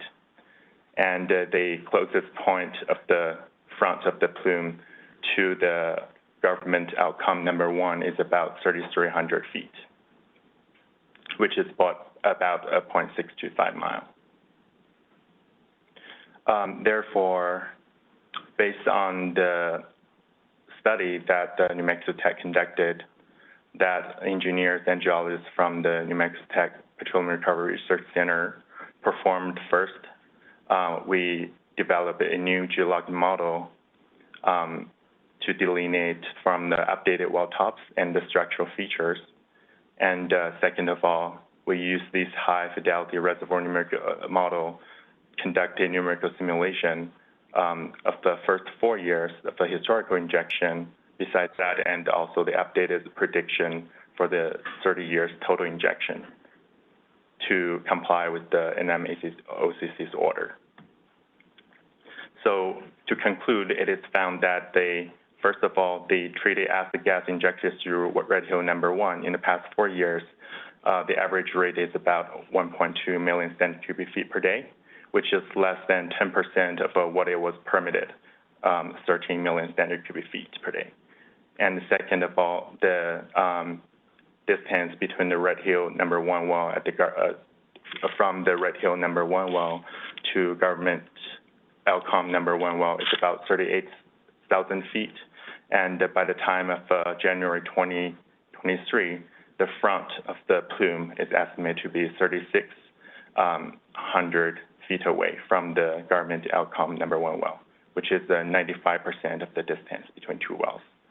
And by the end of a 30-year injection, the TAC plume front is predicted to be 3,300 feet away from it, which is about 85% of the distance between 2 wells. So therefore, it is concluded that the historical TAC injection rate has been drastically under the permitted rate, 30 million standard cubic feet, and the TAC plume resultant by the AGI number 1 well posed a diminutive impact on the government outcome number 1 well, even at the end of a 30 years permitted injection period. Therefore, we recommended that the Targa to file motion to either amend the order R13507 to the NMOCC to either eliminate or extend the waiver on plugging the government outcome number 1 well. That's the end of my presentation. Any more direct testimony or witness? I have no further questions. I would move the admission of Targa Exhibit 1. Accepted into the record. Mr. Tremaine, do you have any cross for this witness? No cross, Mr. Chair. In other words, the witnesses, Ms. Hardy? No, Mr. Chair, I do not. Thank you. Mr. Tremaine?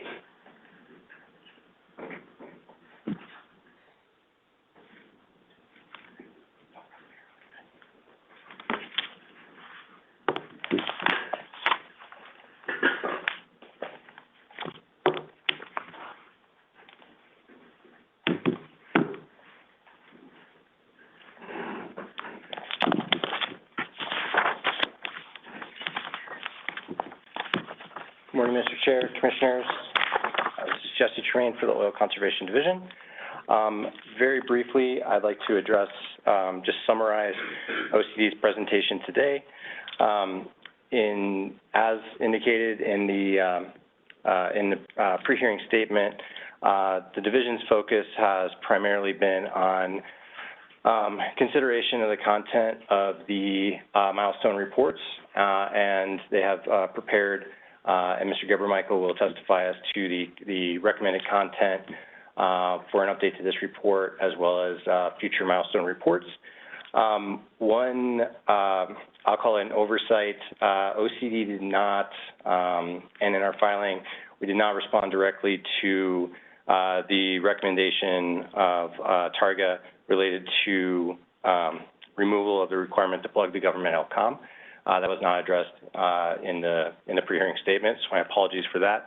However, in summary of OCD's position, I will say that I think the position is that an extension of that waiver and some form of monitoring of that well is appropriate. OCD does not take a position that the well needs to be plugged at this time. And so with that, I would move on to call the division's sole witness, Mr. Millian Geber-Michael.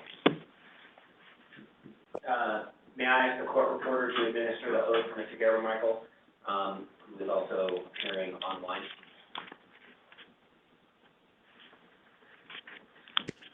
Yes. Please raise your right hand. Do you swear or affirm to tell the truth, the whole truth, and nothing but the truth? I swear. Thank you. You may proceed. Thank you. And just for procedurally, Mr. Chair and Commissioners, Mr. Geber-Michael, if you wish to share exhibits as we walk through, I'll have Mr. Geber-Michael do that.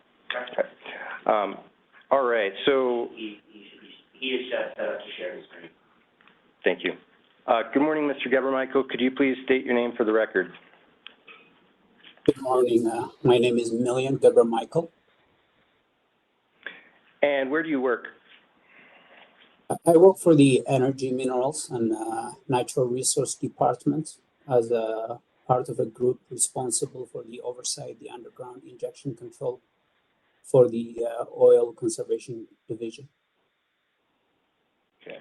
And what is your position with the OCD? I work as a petroleum specialist advanced in the underground injection control group. And what are the job responsibilities of your position?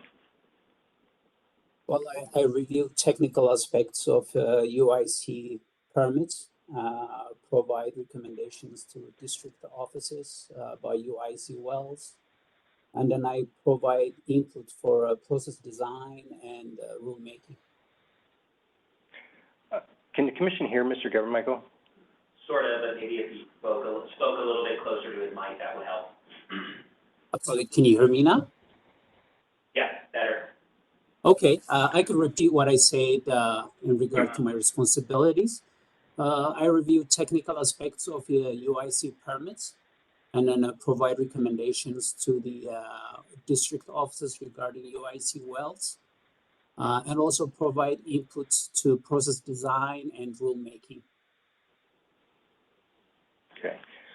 Thank you, Mr. Geber-Michael. Have you ever testified before the Oil Conservation Commission previously? No, I haven't. Have you prepared a curriculum vitae for this hearing? Yes, it is the OCD exhibit number 3. And could I have you please summarize your educational background, training and experience for the commissioners? Absolutely. I graduated from the Southern Alberta Institute of Technology in 2012. Was a Bachelor of Petroleum Engineering. Also, I have successfully completed various specialized training in exploration and production in the oil and gas field, provided by Shell International, and places the US, Canada, and then the Netherlands. I have more than 10 years professional experience working both in the oil and gas companies and the provincial government of Alberta Oil and Gas Regulator Department, which is an equivalent organization of the OCD.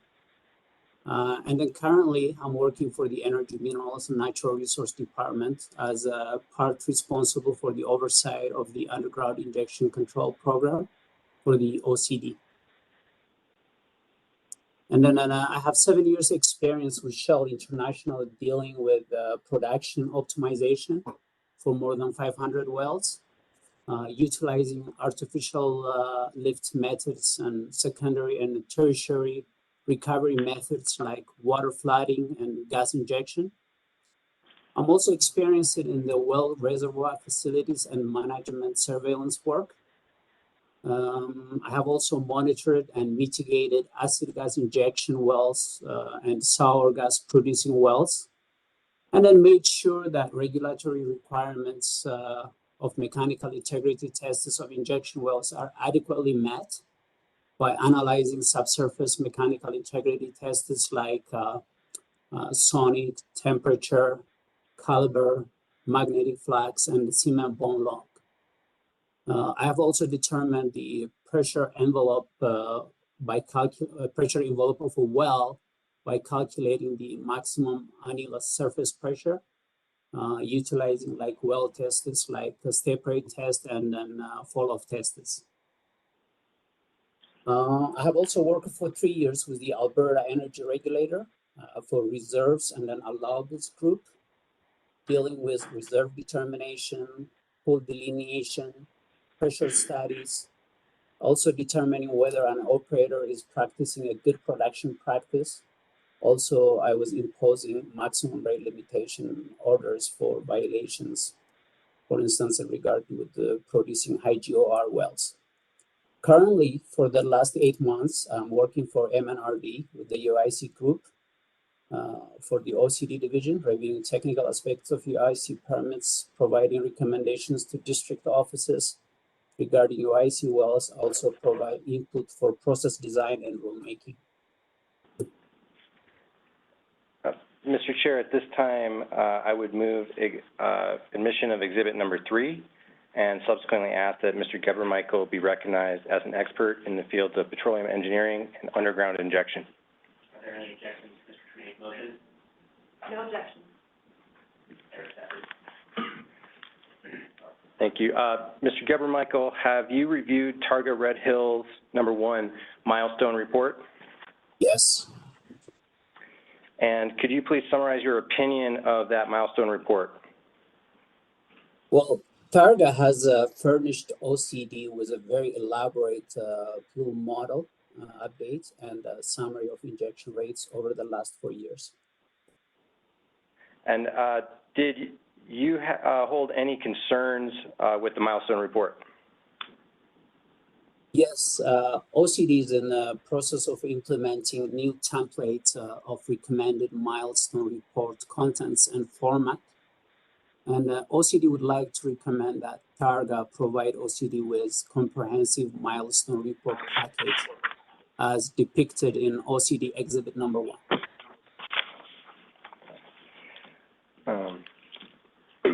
And can you please summarize for the commission the recommendations that you've included in exhibit 1 for the commission?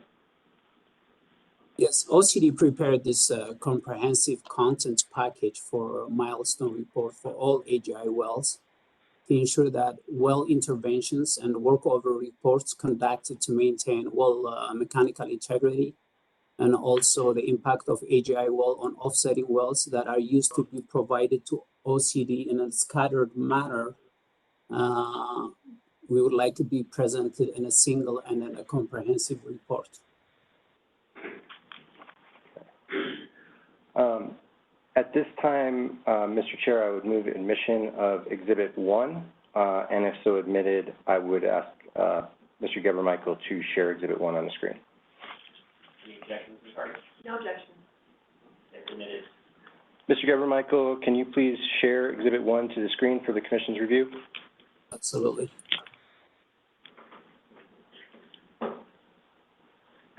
All right, can you see it? Yes, we can. Thank you. You're welcome. Can you identify for the Commission the specific information that's contained in Exhibit 1, which OCD recommends be added to Targa's milestone report? Absolutely. OCD would like Targa to add items of Exhibit 1. These items are item number 1, item number 2, item number 3, item number 4, item number 6, item number 7, item number 8, and item number 10, and also a summary table depicted in page 2 in Exhibit 1. OCD would like also to recommend that Targa monitor and inspect the government L number 1 well, which is used as a control well in the plume model, to monitor the extent of the treated acid gas plume from Red Hill number 1. Also monitor the inspection. Also monitoring and inspection would help OCD to validate the accuracy of the plume model. So we would expect them to do that inspection on an annual basis. Thank you. If I could back up to the contents of Exhibit 1, could you please clarify for the Commission the numbers that you've listed, 1, 2, 3, 4, 6, 7, 8, and 10. The contents of those items, are those, could you characterize for the Commission, please, whether those are contain information or reports that, according to your understanding, Targa currently has available, or are those things that Targa would have to create in response to this request? Well, we're not reinventing any wheel here. These informations are available, and then they used to be provided to OCD through various portal or outlets. So the intent of our template is to be presented in one comprehensive package. So those reports are readily available. Thank you, Mr. Geber-Michael. Could you please move the slide to page 2 of Exhibit 1 for the Commission's review? Absolutely.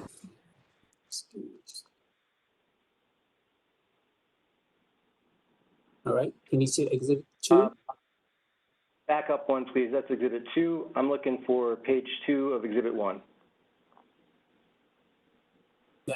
Thank you. So in the second part of your response to my question, you identified that OCD was requesting a summary table depicted here. I just wanted to clarify that this is the recommended summary table that OCD is requesting from Targa. Is that correct? That's correct. All right, thank you.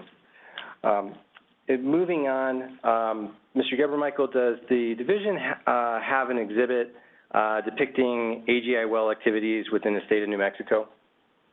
Yes, and then it's an OCD exhibit number 2. Okay.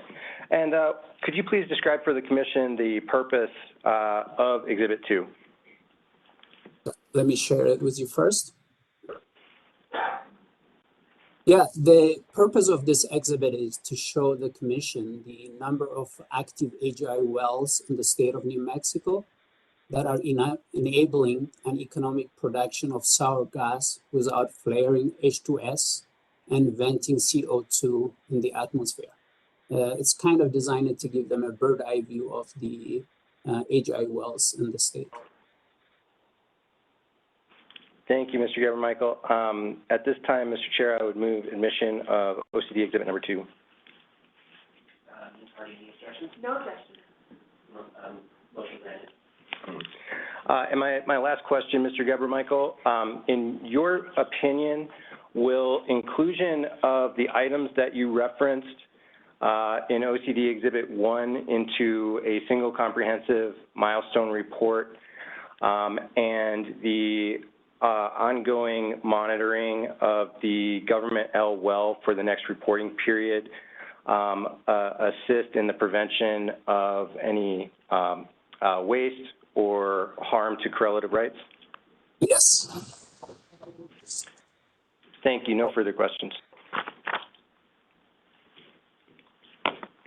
I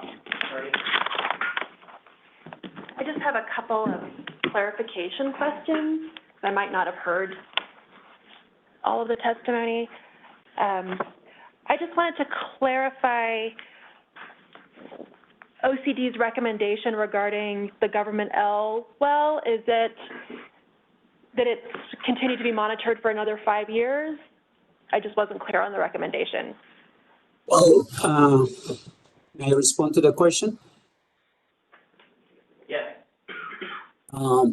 So in absence of not re-entry to the well, OCD would like Charga to visit this well on annual basis to inspect and monitor the impact of the treated acid gas plume in the well. See, the only way you could validate the accuracy of the model is basically by inspecting, an offsetting well. In this case, the government L well is our control well, and then we would like you to, report to OCD if there is no impact or if there is any impact.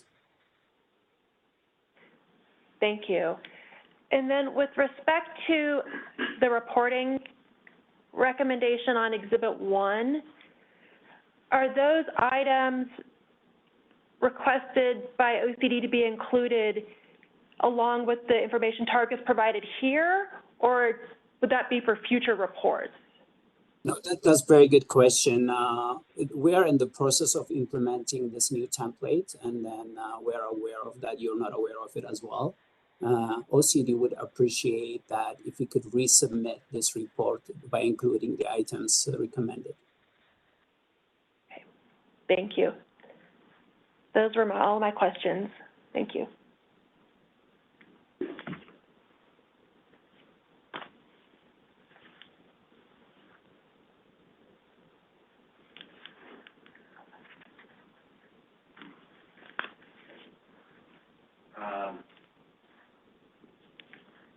Any other witnesses or testimony? No, Mr. Chair. Commissioner Bloom, any questions for you with respect to Mr. Gerber-Michael's testimony? Let me think 1 second here. Mr. Chair, thank you. Let me look at my list of questions. Potential questions.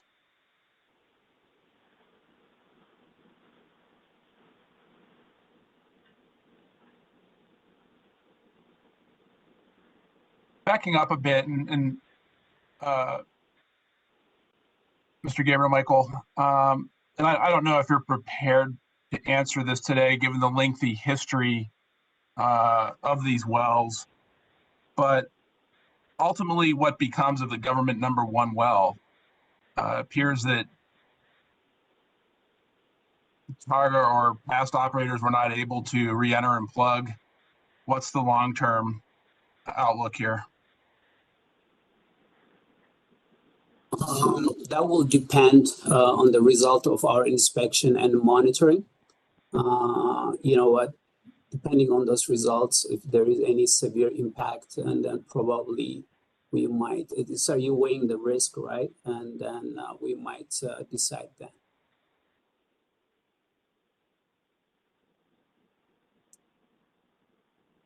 Okay, no further questions at this time, Mr. Chair. Thank you.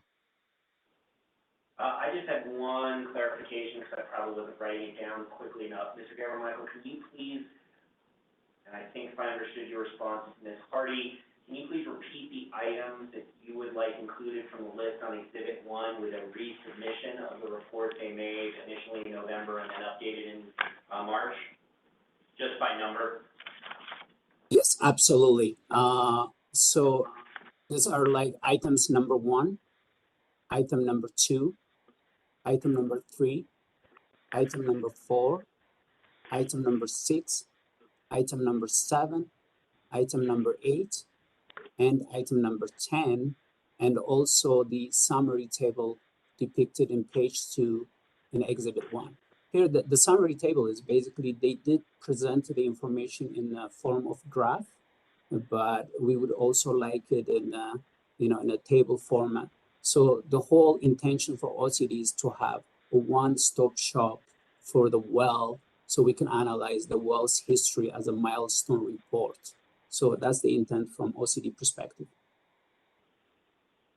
Mr. Tremaine, to clarify OCD's position on Targa's request, it is you do not oppose, can you just restate it about with respect to FedCom 1? The government L. I'm sorry, government L. Mr. Chair. Yes. Thank you, Mr. Chair. To summarize OCD's position, it is not necessary or, in fact, prudent for Targa to plug the government L1 well at this time. It should remain in its current status, and according, along with Mr. Gebremichael's testimony, OCD's request is that Targa monitor and inspect that well on an annual basis to verify the findings consistent with the plume modeling, and ultimately the decision as to whether the eventual requirement to plug that well or another extension would be determined at the time of the next milestone report. Okay, and would both of those requests require amendments to the applicable OCC order as additional conditions? I believe that would be appropriate. From memory from the order, I believe that it indicates that the existing order indicates that that requirement to plug the well could be removed or extended upon the showing by Targa here today. So I think that either in the form of an amendment or by adding conditions would be appropriate mechanisms for that. Are they currently required by the order to do annual monitoring? I would have to review the order, Mr. Chair. Mr. Gebremichael may be able to answer that question. Sorry, I didn't hear the question. Is Targa currently required by the existing order to conduct annual monitoring? I believe that is a new request made by the division. No, but that's a new request made by the division. Thank you for that clarification. That is my understanding, Mr. Chair, is that the options in the existing order were that Targa were to plug the well or that the requirement to plug the well could be extended or removed at this meeting. And so OCD is requesting that that requirement to plug the well be extended to the next reporting period, but is asking for an additional condition to conduct that monitoring on an annual basis because the existing order does not contain that mechanism to essentially verify the plume modeling. And for the items listed on OCD Exhibit 1, 1, 2, 3, 4, 6, 7, 8, and 10, that OCD is requesting Targa report on and also utilizing the summary table, which I believe is on the second page of Exhibit 1. Is that a one-time request or is that a recurring request for subsequent reporting? That is a one-time request in terms of updating the existing report, but it is an ongoing request for future milestone reports. And OCD expects this to be a standardized template and request for milestone reporting for other AGI wells. Okay. I have no further questions. Since Commissioner Mpoma is recused, Commissioner Bloom, would you like to go into closed session for deliberation to discuss, or do you think we can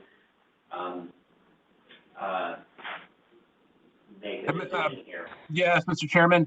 I guess my still unanswered question, it's something I'm struggling with here is ultimately, will the government one well be key and aid, plugged and abandoned at some future point, and it's,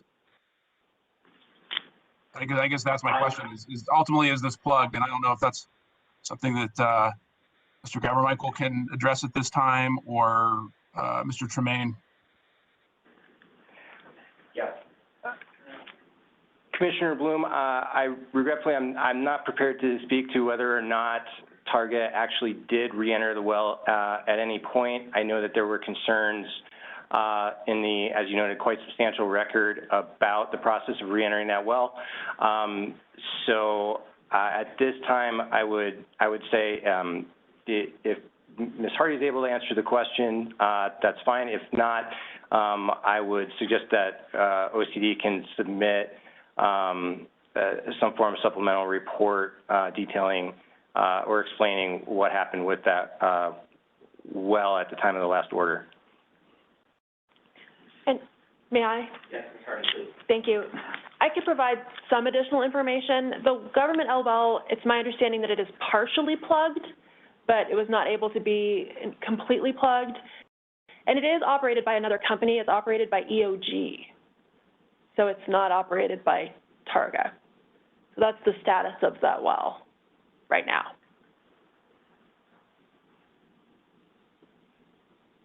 And it sounds like we with respect to that, just for my own clarification, but Mr. Tremaine, if I understood your representation, at least with respect to the well, we would be, at least from the OCD's perspective, we would be pushing out the obligation to plug it an additional 5 years, because that's the reporting interval, and then we would revisit it at the time of a subsequent report. That is correct, Mr. Chair. And in the intervening time, it would be used for monitoring and other things like that. So just, if I'm understanding it, as to help confirm or not the plume modeling that's occurring? That's correct, on an annual basis, Mr. Chair.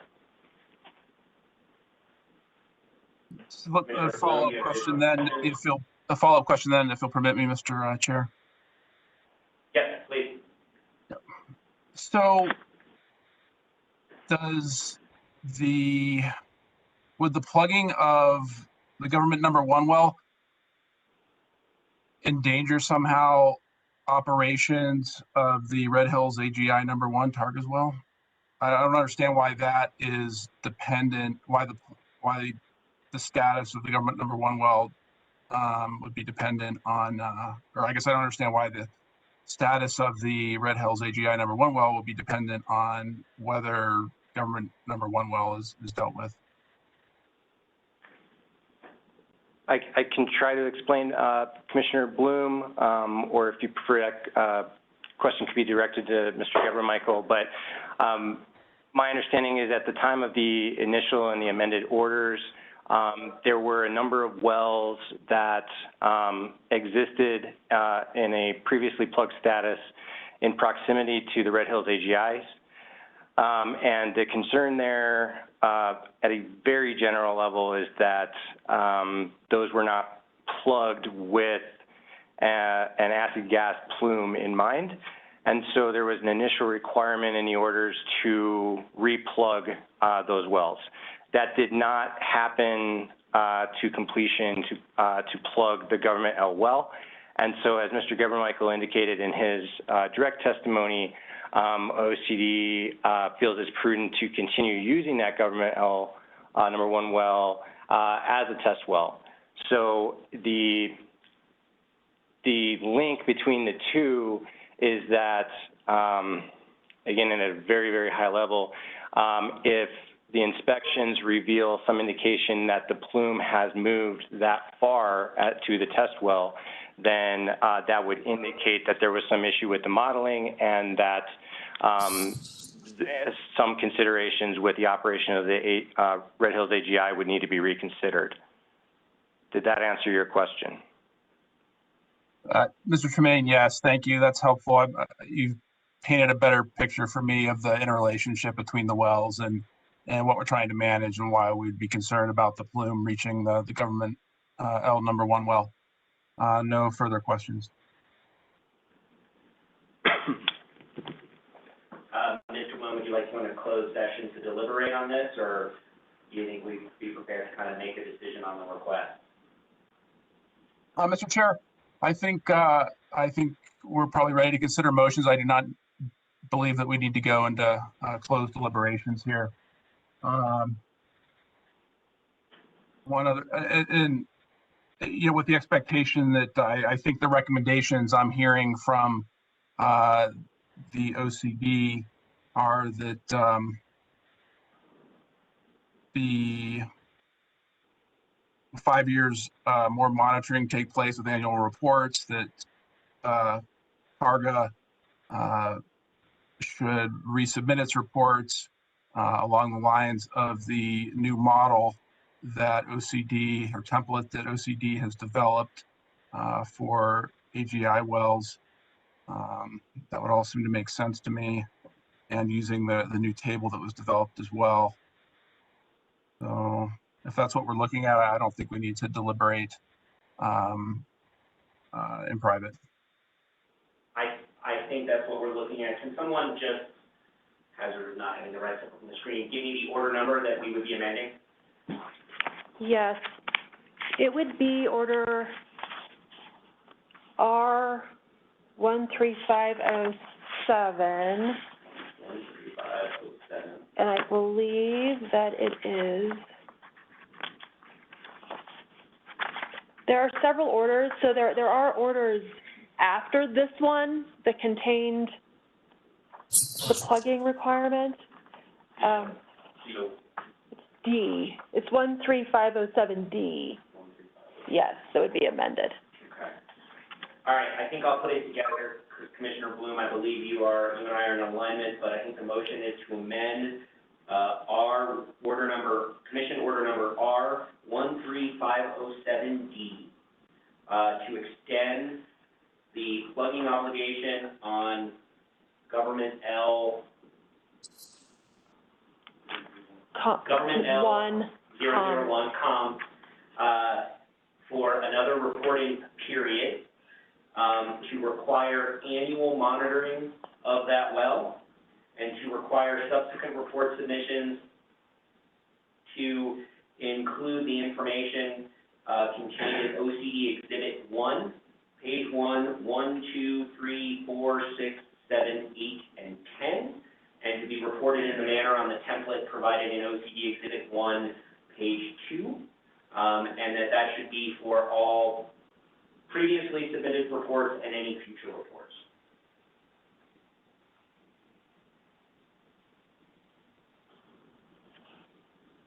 And if that's our motion, I would so move, Mr. Chair.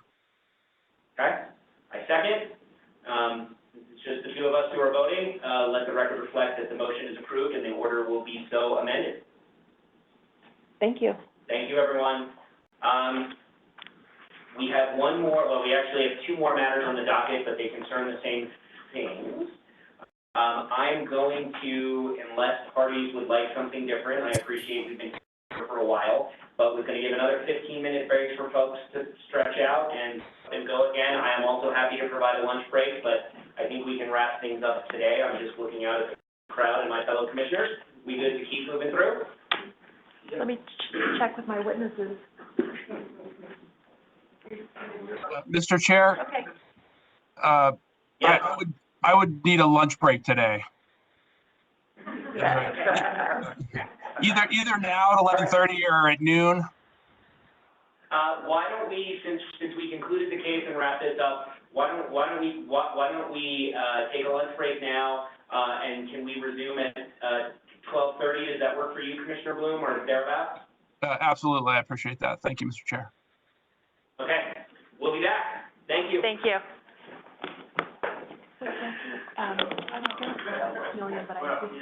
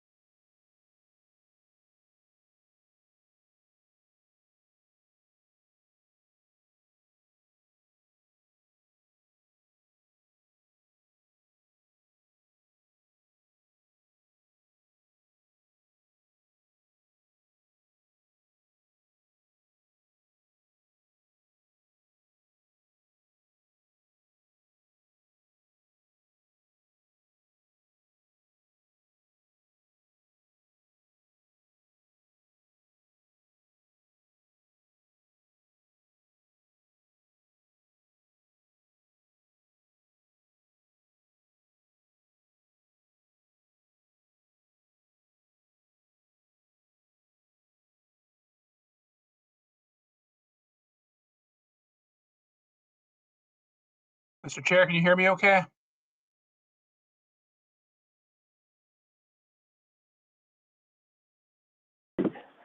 Yeah, we can hear you.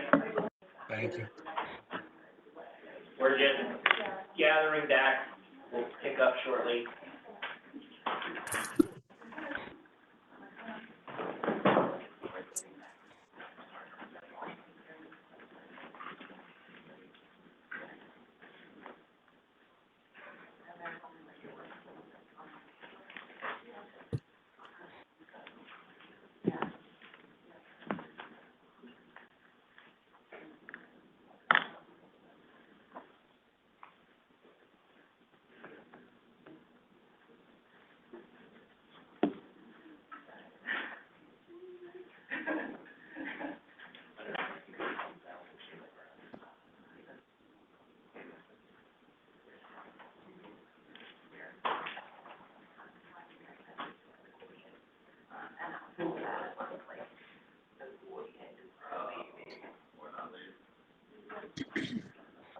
Mr. Chair, can you hear me? Yes. Yeah, I just put a headset to make it a little better. Thank you. Much better. Thank you.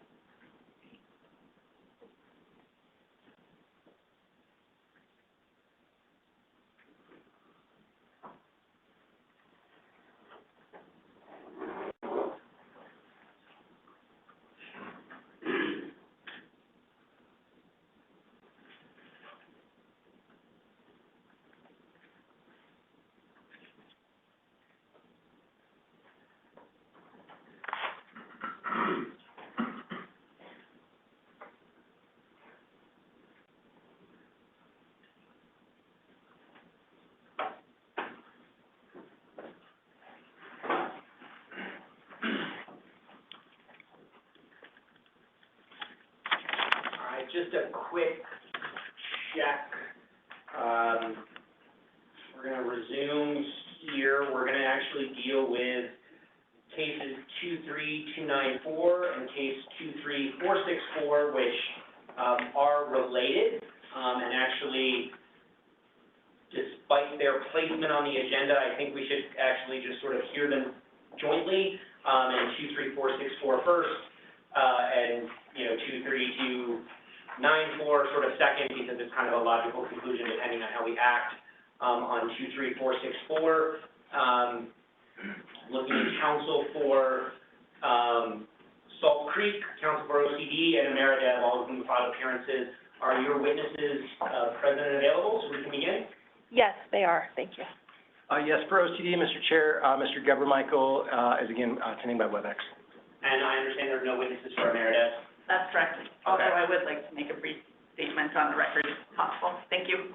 So given that we have three parties who entered an appearance here, I'm going to go with, let everyone do kind of a brief opening statement synopsis, and then we'll let the petitioners put on their witnesses for the matter, but we'll turn it over to you, Ms. Hardy, for your opening. Thank you very much. And I will be... Mr. Chair? Is Dr. Ampoma joining us for this case, or is he recused again? No, I'm here. My understanding is Dr. Ampoma was only excused from 14720, so we have a full commission can hear this case. That's correct, Dr. Ampoma? Yes, that's correct. Excellent, thank you. Just wanted to clarify. Appreciate it. Sorry, Ms. Hardy, go ahead. Thank you. The Commission issued order number R20193C on January 16th of 2020, approving Salt Creek's application for authorization to inject treated acid gas into the Salt Creek AGI number 1 well, which is located in Section 21, Township 26 South, Range 36 East in Lee County. The order provided that the well would be completed in the Bell Canyon and Cherry Canyon formations of the Delaware Mountain Group, with an injection interval from approximately 5,410 feet to 7,000 feet. The order incorporated permit conditions that were agreed upon by Salt Creek, OCD, and the State Land Office.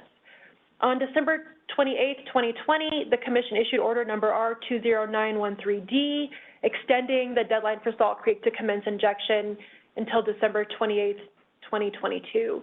And I wanted to mention that that well is on track to be a redundant well. There was a requirement in the order that Salt Creek also drill and complete a Devonian well subsequently to this well, and so that C-108 has been submitted for the Devonian well. I just wanted to mention that, so that's clear. Salt Creek did spud this well, the AGI number 1, on October 18th of 2022 and commenced drilling, but encountered technical complications that ultimately caused it to plug the well. As a result, on December 6th of 2022, Salt Creek filed an application seeking to amend the order number 20913D to extend the deadline to commence injection until 6 months from the date of the amended order. And that application has been assigned case number 23294. And then on January 6th, 2023, the Commission did issue an order staying that injection deadline pending a final decision. Subsequently, Salt Creek determined that it needed to revise the well design to add 2 additional casing strings and move the location of the well approximately 120 feet from its original location. As a result of the need for those changes, Salt Creek submitted its application in case number 23464, seeking approval of its amended C-108 and an extension of the deadline to commence injection until 24 months from the date of the amended order. The target injection zone for the well will remain in the Bell Canyon and Cherry Canyon formations at depths of approximately 5,580 to 7,040 feet. The well, as proposed in the C-108, the amended C-108 rather, will not cause waste, impair correlative rights, or harm public health or the environment. Also, as the Commission previously recognized in its orders, including Order R20913C, the well will facilitate the sequestration of CO2 and treated acid gas, which is in the public interest. Accordingly, Salt Creek's request to relocate and redesign the well is reasonable and consistent with the order and requirements of the Oil and Gas Act, and it will not cause waste, impair correlative rights, or harm public health. So that is all I have for my opening. Thank you. Thank you. Mr. Chair and Commissioners, thank you. The Oil Conservation Division has been in regular contact with Salt Creek regarding this amended proposal to update the casing and move the surface location for this particular AGI well. I think that that communication, as I said, has been ongoing and technically substantive. So partly at the request or recommendation of the OCD, Salt Creek submitted the amended application as a new application, and that OCD wanted to see that happen in the interest of keeping a really clear record of the cases and orders. So the case files and the record is clear as to what happened with this particular well. As part of that, despite the issues that Salt Creek saw experienced with the previous drilling activities, but because the OCD has been in regular communication with them, ultimately the OCD is satisfied that even though there are still risks associated with the drilling of this well and the formations that they're dealing with, the revised plan that's submitted by Salt Creek in conjunction with the conditions recommended by the OCD OCD believes that this plan is sufficient for the commission to approve that well. So today, the OCD and Mr. Gebremichael will testify to the review that he and the rest of the UIC group performed in assessing and reviewing the the amended application, and give a brief overview of what are now pretty standard conditions of approval that OCD is proposing for this AGI well. Ultimately, in 23464, OCD will support approval of the well along the lines that will be outlined by Mr. Gebremichael. And once we get to that point in the following case, OCD will not take a position or will not object to extension of that injection authority and the other deadlines associated with it. Thank you. For Meredith. Thank you very much. Good morning, Chair and Commissioners. Dina Bennett from Model Sperling on behalf of Ameredev Operating LLC. Ameredev, as I mentioned in our pre-hearing statement, takes no position on Salt Creek Midstream's applications. Ameredev does have some general concerns, though, with the shallow injection that's proposed for AGI, or excuse me, for acid gas, which I outlined in our pre-hearing statement as well, but which I will briefly summarize for the commissioners. So the first concern that Ameredev outlined in the pre-hearing statement, this is just general concerns with shallow injection of acid gas. That injection into the Delaware Mountain Group may increase costs to operators because the operators will need to implement additional wellbore design features, and so that could lead to increased costs because they will be drilling through an acid gas target zone or an acid gas injection zone. Secondly, injection into the Delaware Mountain Group could affect the pressure characterization, which in turn could lead to decreased production, and that would impact correlative rates. And finally, injection of acid gas into the Delaware Mountain Group may impact the Capitan Reef if well bores in the vicinity haven't been properly plugged and abandoned. Ameredev does support the drilling of the deep well, the Devonian well, that Salt Creek Midstream is required to drill under the conditions of the approved order.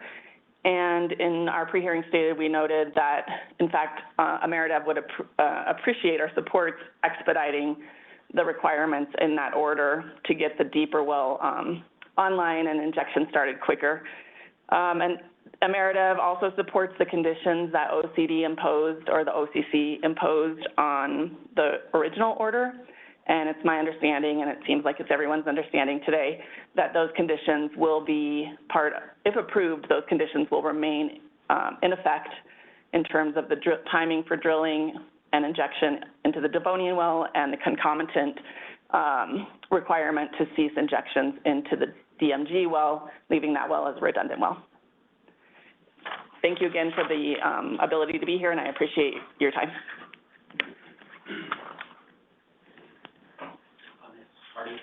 Please call your first witness. Thank you. Our first witness is John Nicholson.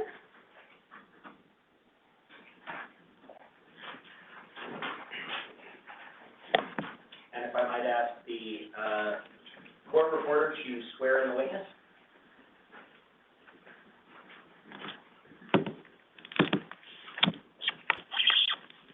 Please raise your right hand. Do you swear or affirm that the testimony you give today will be the truth, the whole truth, and nothing but the truth? I swear. Thank you. You may proceed. Thank you. Can you please state your full name for the record? John Nicholson, And Mr. Nicholson, where do you reside? Houston, Texas. By whom are you employed and in what capacity? Salt Creek Midstream, and I'm the Chief Operating Officer. And what are your responsibilities as Chief Operating Officer? Responsible for all engineering, capital projects, and operations for the company. Have you previously testified before the Commission? No. Given that, would you briefly summarize your educational background and professional experience? Sure. Have a bachelor's in petroleum engineering, and an MBA from the University of Texas at Austin, and have about 16 years of experience, primarily in operations of upstream and midstream oil and gas assets. Mr. Chair and Commissioners, I tender Mr. Nicholson as an expert in petroleum engineering. Do I see any objections? No objections. Recognized as an expert. Thank you. Mr. Nicholson, are you familiar with the information contained in Salt Creek Midstream's application for injection authority? Yes. Can you please identify the document that has been marked as Salt Creek Exhibit A? It's an application for extension related to case 23294. And is Exhibit A a true and correct copy of the application? Yes. What does the application request? An extension for injection of 6 months from the amended order. Can you please identify the document that's been marked as Salt Creek Exhibit B? Another extension request related to case 23464. And is Exhibit B a true and correct copy of the application? Yes. And what does that application request? An amended C-108, as well as a 24-month extension of the injection from the approval of the order.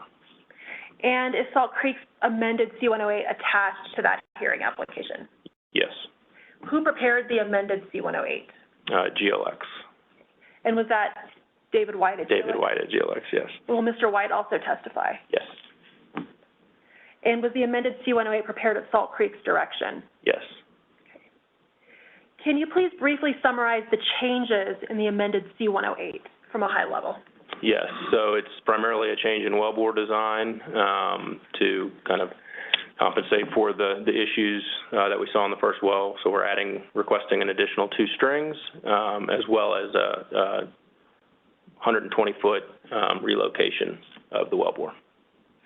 And why is Salt Creek requesting a 24-month extension of the injection deadline? Yeah, we believe that 24 months is an adequate time for us to prepare and drill the well successfully, as well as stand up the facilities necessary to inject acid gas. And then in addition to that, allow our producing customers time to adjust their drilling plans to drill sour gas wells, which is required in order for us to meet the order. And if the Commission approves Salt Creek's request for a 24-month extension in case number 23464, is it correct that Salt Creek would no longer need the 6-month extension requested in case 23294? Yes. Mr. Nicholson, can you please identify the documents that have been marked as Salt Creek Exhibit C? That's the presentation. Okay. And I am trying to share this, but I'm not sure if it's, I don't see it on the screen, so I don't. You have to go to the web. It's the participant. Dave White? Yeah. Okay. You are a presenter. Okay, so if I hit share, it should work. Just give it a second. If it happens, yeah, it should work now. PowerPoint.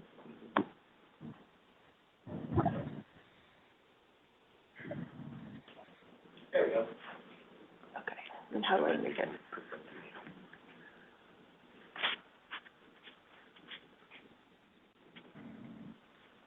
Thank you. There we go. Okay, now we can see it. There's a little lag, I think, in what I'm doing here. Yeah. Okay. Okay. Give it a second. Yeah.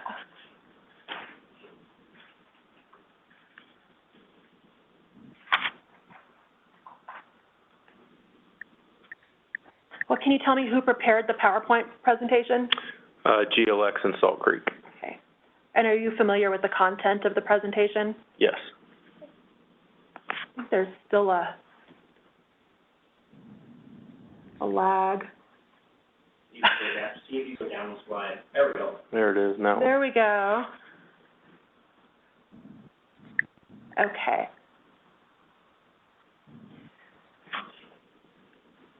Mr. Nicholson, can you please provide an overview of Salt Creek Midstream's operations? Yeah, sure. We're a private midstream company in the Delaware Basin. We span about 8 counties with 400 miles of pipe. We have 2 cryogenic plants just outside of Pecos, Texas. And we have substantial operations in Eddy and Lee County, New Mexico. And does the slide that's shown on the screen provide an overview of Salt Creek's operations? Yes, it's an accurate representation of our operations today. And what is the role of this AGI project in Salt Creek's operations? Yeah, today Salt Creek is primarily a sweet gas gathering and processing company, and we view the AGI as a natural extension into Lee County of our assets that will allow us to gather sour gas, treat that sour gas, and then take the sweet gas from that facility through our gathering and processing facility.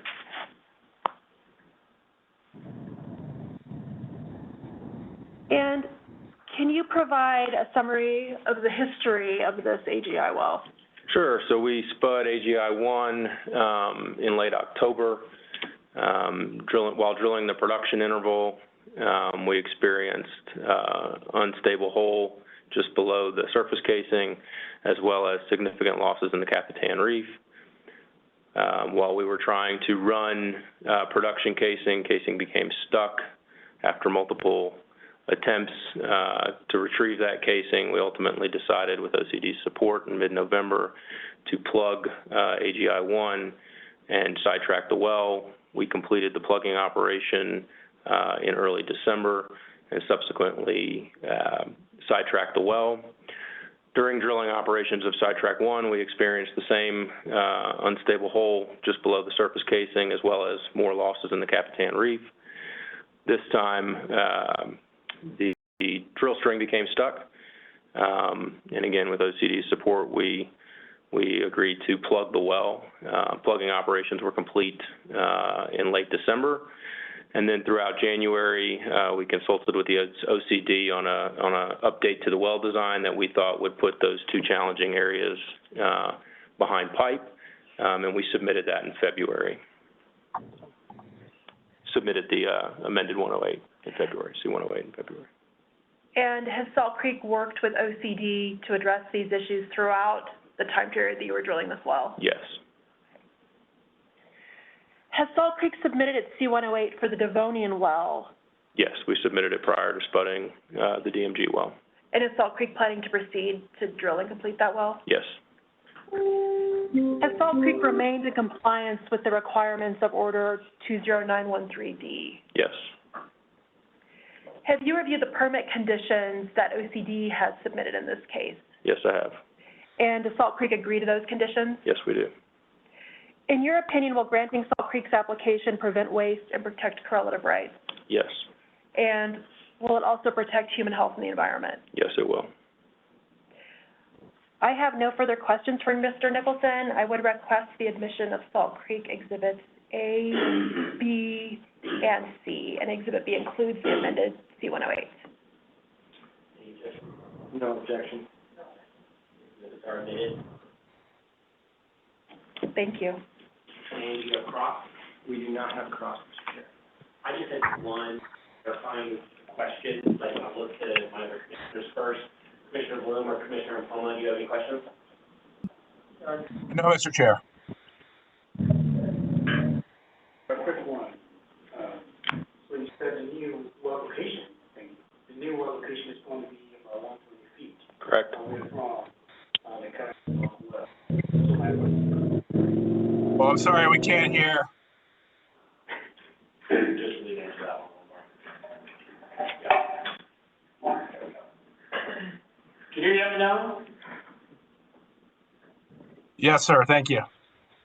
Okay, thank you. Yeah, so my question is, feet away from the well that you have problems with. So I just want to know what are the plans that you put in place to make sure that you do not encounter the same problems, or even if you are encountering, you have a strategy, to quickly move on. Yeah. And David White with GLX will address some of that in his testimony, but we do believe that we will encounter the problems again. But as it relates to the instability below the surface casing, we plan to address that by putting an additional string through that zone, as well as through an additional string through the Capitan Reef. And that should, and we believe it will, mitigate those issues. I only had one question. You had mentioned that the Bonanian well is moving forward. Has that been permitted and you're moving forward with drilling and development, or are you moving forward with the approval for it? Just want a clarification. Moving forward with the approval for it. We have submitted the application. Mr. Chair, I'm sorry. We've got call-in user 15. If that person could mute, we're getting a lot of road noise. Maybe we just mute everybody that's not presenting.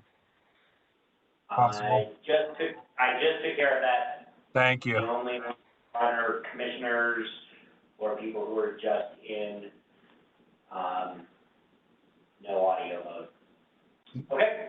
Thank you. I don't believe there are any further questions. Thank you. Thank you. Do you have another witness, Ms. Hardy? I do, Mr. Chair. We would call David White of GLX.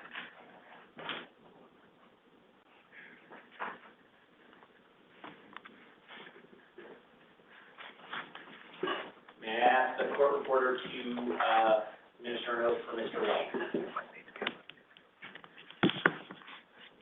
Yes.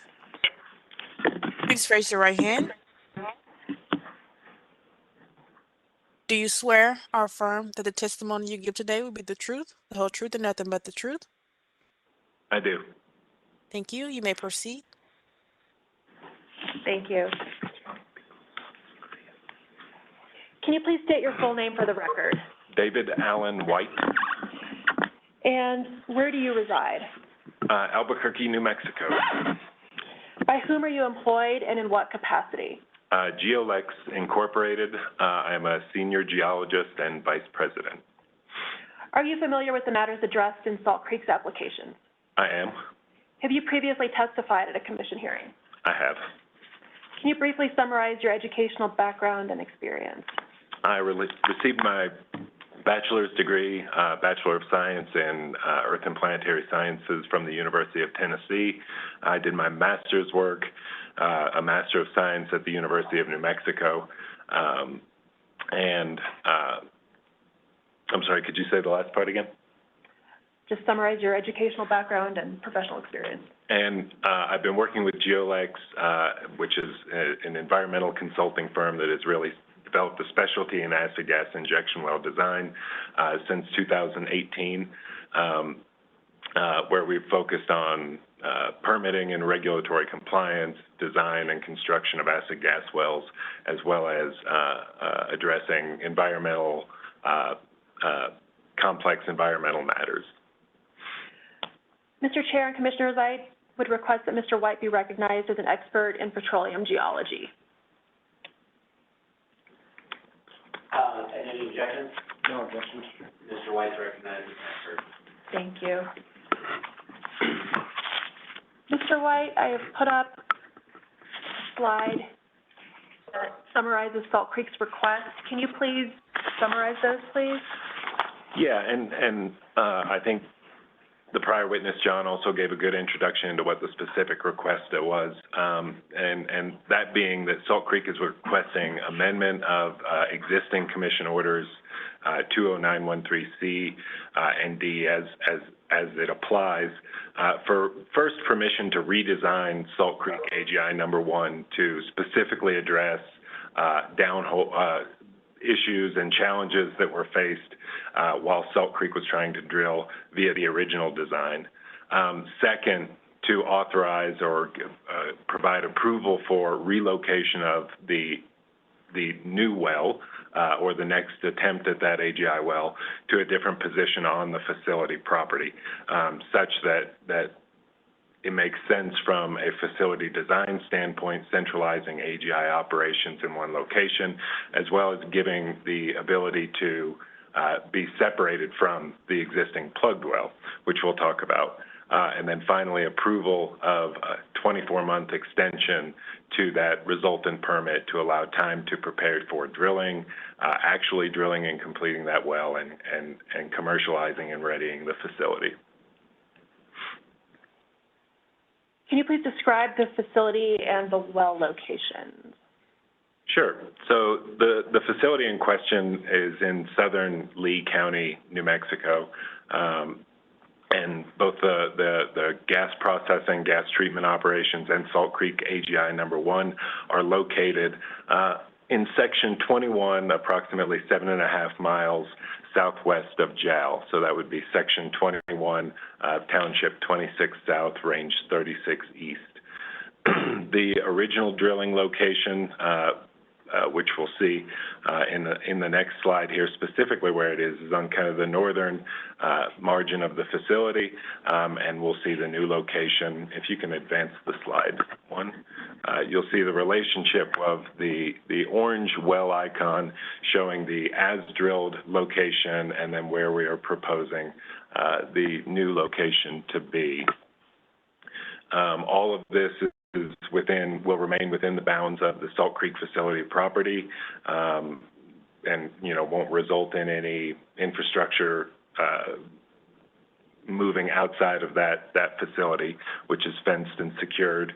And then we show the specific coordinates of those locations, both the as-drilled and the proposed new location. Can you please summarize the permitting and order of compliance history for this well? Yeah, so Salt Creek, and I know we've talked about this a little bit, but Salt Creek was initially authorized in 2020 through issuance of Order R20913C. The conditions of the specifics of this approval authorized Salt Creek to inject up to 8 million standard cubic feet per day at the 2,149 maximum allowable surface injection pressure. Following that approval, based on actual operations at the facility, and as John, the prior witness, had mentioned, predominantly sweet gas operations, the well was not drilled immediately, and ultimately the order authorizing its operation expired. So in December 28th of 2020, the Commission issued Order R20913D, which reinstated that injection authority. And it did have some specific conditions added at that time for which were important in Salt Creek's attempt. Specifically, Order Version D required, prior to Salt Creek spudding this well, to reevaluate the area of review and submit the results of those findings to the division, as well as to provide notification to any new interested parties that were new from the time of the original hearing. Additionally, the Order D required the redundant deep Devonian AGI well application be submitted with the spud notice of the AGI number 1 well.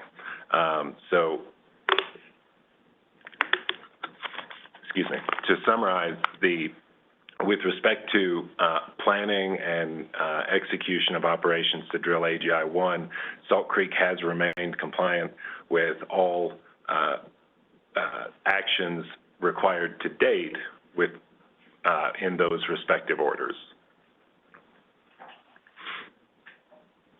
Can you describe some of the benefits of the proposed AGI well? Yeah, and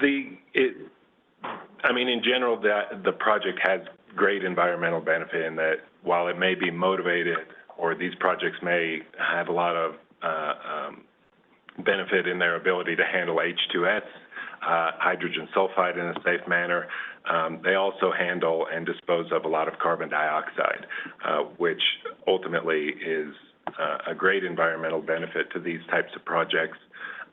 In general, these projects reduce waste and air emissions, providing facilities more operational stability, and are ultimately as we've seen, better systems, more reliable systems than alternatives such as sulfur recovery units. Based on the forecasting and the Salt Creek's conversations around this facility and what it needs in terms of disposal, this well has benefits in that it will provide acid gas disposal for this area that is likely or forecasted to be necessary in the future. Specifically, and actually you'll have to forgive me, there's an error in this, but based on its permitted volumes, the 8 million standard cubic feet per day, that ultimately results in 380 tons of CO2 and 80 tons of H2S being sequestered each day. You'll have to forgive me, there's a typo in that those are not metric tons, those are tons.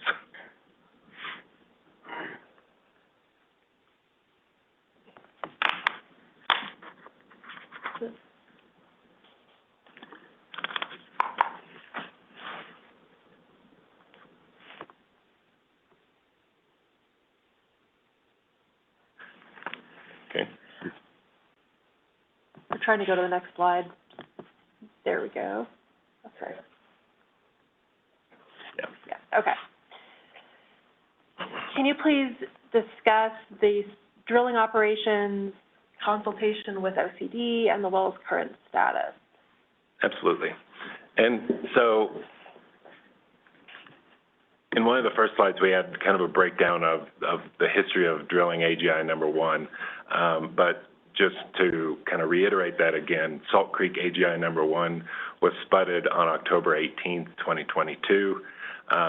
The well was drilled. The original well design included 2 casing strings, with the surface casing string being set at the top of the Rustler Formation at about 2,100 feet. The well was spudded, and that surface casing interval was drilled successfully. Casing was set and cemented successfully by October 22nd. While drilling past that point in the production casing interval, we experienced 2 really significant things. In the interval of Rustler Formation, just below 2,100 feet or so, we started to see intervals of borehole instability. And this is confirmed to be within the Rustler Formation from caliper logs and things that were run in the original open hole of the production casing interval. And then subsequently, we also saw severe lost circulation zones in the interval of the Capitan Reef, and ultimately combined those 2 vertical intervals of lost circulation and then borehole instability above made it very difficult to drill the well. And ultimately, production casing became stuck while trying to run. The well was drilled to the total depth targeted, and casing became stuck while trying to install that in the well. Despite multiple attempts being made to remove that casing, whether through, bringing in equipment able to provide more lift to the casing, trying to displace mud around the casing and trying to get it free, ultimately, the casing was parted in the original well bore and left in the hole. In addressing this, Salt Creek, GeoLex, and had consulted with the NMOCD on the appropriate next steps to plug this, understanding that plugging and sidetracking of the well may be a viable option, and began discussions with OCD to develop that plan.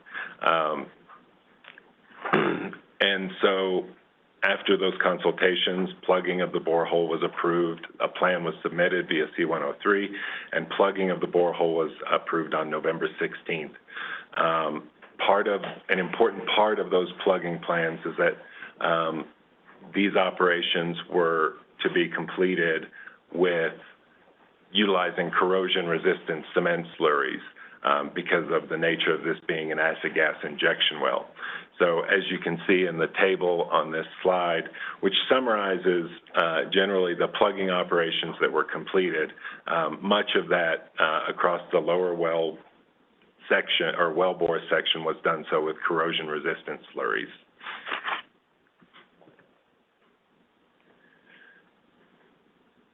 And so in the next slide, you'll see again a summary of the cement operations that were completed, but this time alongside a plugging diagram that was produced, which shows basically the intervals and what materials were utilized for those plugging operations. So in the shallow sections, when we're out of the zones of the Capitan Reef, out of the zones of the proposed and approved injection interval in the Delaware Mountain Group, we have continuous coverage, or we have cement plugs utilizing House MC cements in the shallow sections, but everything below a depth of 3,028 was completed utilizing Halliburton Corrosisem corrosion-resistant slurries.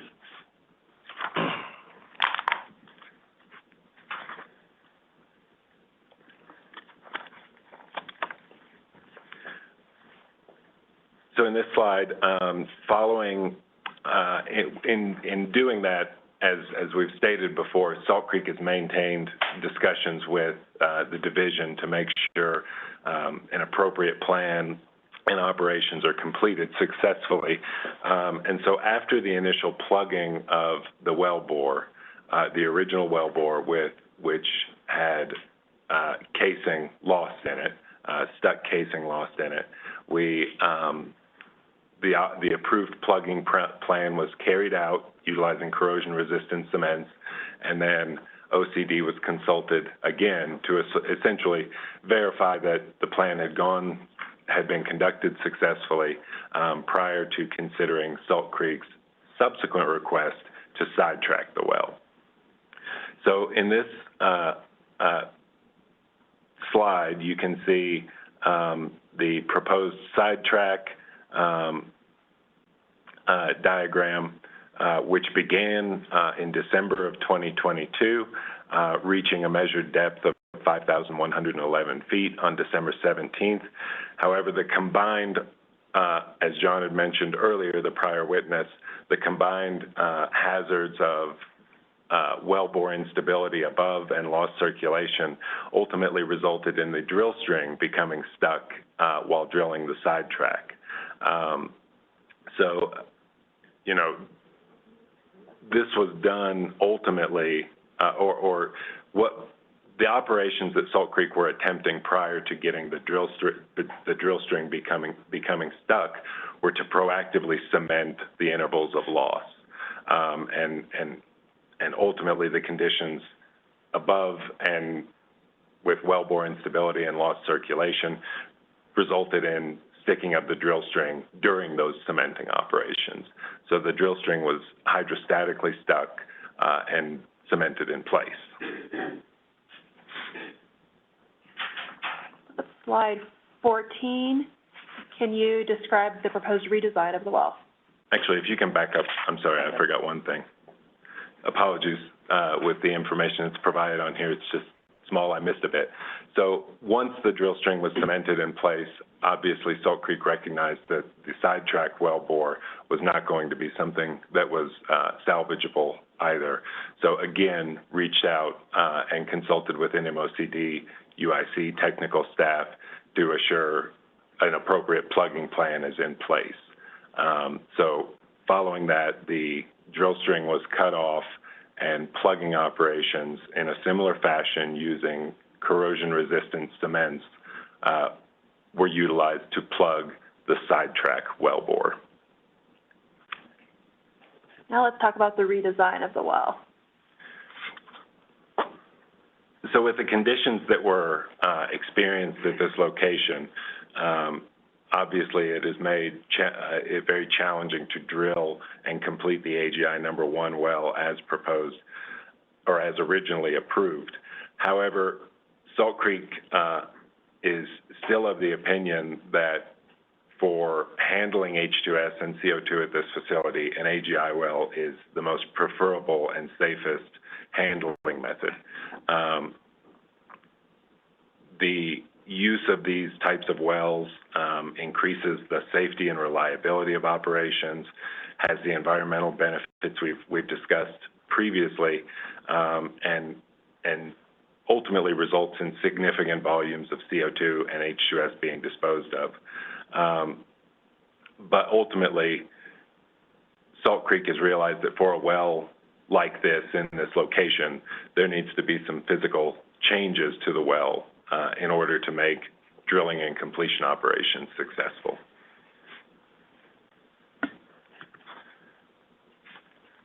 So in this slide, you can see a well schematic for the proposed redesign. This is slide 15. Yes, this is slide 15. And so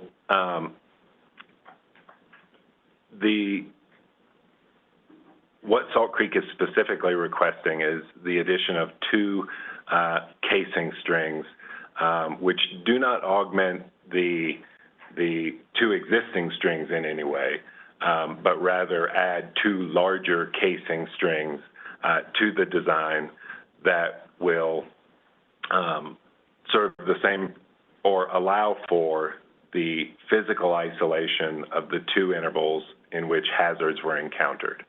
So the first casing string, much like in the first attempt to drill the well, will be the surface casing protecting shallow groundwater resources.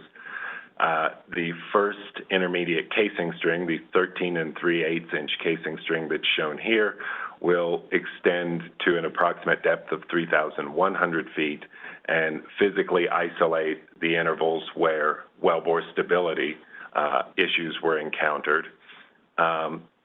The second intermediate casing string, the 9 5/8 inch, will specifically isolate the intervals of fluid loss. And then subsequently, or lastly, the 7-inch production casing will extend down to the base of the approved injection zone as originally designed. It's important to note that while these 2 additional casing strings are being added to provide those physical barriers, all of the other critical AGI design considerations, such as the use of corrosion-resistant alloy materials, downhole equipment utilizing corrosion-resistant materials, all remains unchanged. The only change that is occurring is to add larger casing strings, 2 additional larger casing strings. When completing the well in this way, and when attempting the drilling of the first well location, we have and continue to drill the well, perforate the well, and complete it in accordance with prior order or prior conditions of approval that required a specific vertical separation between the Capitan Reef and the injection zone. And let's look at slide 16. How will the well, in its new design and location, avoid interference with the original well?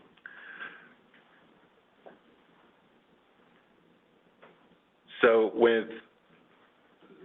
and this really relates to Salt Creek's request to relocate specifically to a location 120 feet southeast in order to both provide separation from the existing plugged wellbore as well as to maintain surface operations, maintain AGI operations at a location suitable on the facility that keeps facility personnel safest.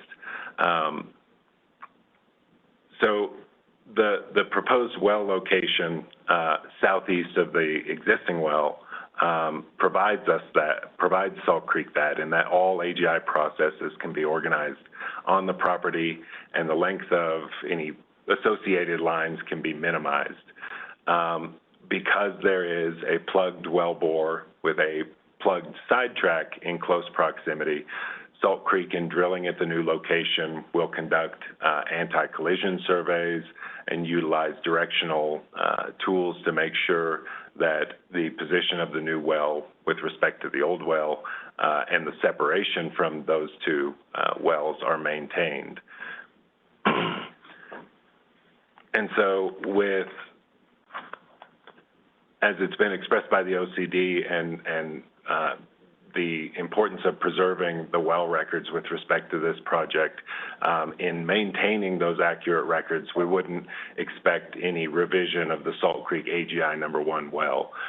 That well would officially, and well file, we propose would be officially, would be maintained, and this new location would be given a new API number. Salt Creek would file appropriate NMOCD forms to get a new well record generated, a new API number. And did you update your evaluation regarding fault slip potential? We did. And in preparing the C-108 in general, we reached out to OCD to make sure that an amendment application would include all of the additional supplementary materials that are most appropriate for this type of request, and not only the approval to redesign and relocate. So updating, taking an additional look into the injection operations in the area, ongoing in the Delaware Mountain Group, was one of those materials that we also agreed upon providing. So with this amendment application, the project area was reevaluated with respect to the potential for induced seismicity. The components of that assessment involved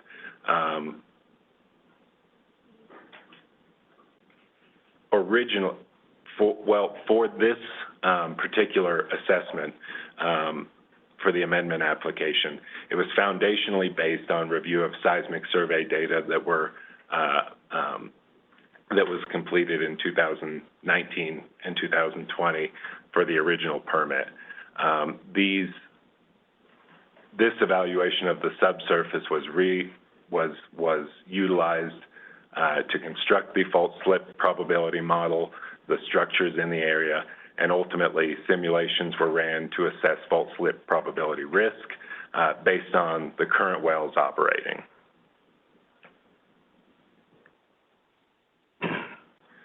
So in this slide, we show the kind of a high-level view of the project area with two faults that were identified as a result of that seismic review. These faults are northwest striking, and for the purposes of representing them in fault slip probability models, were broken up into 6 fault segments.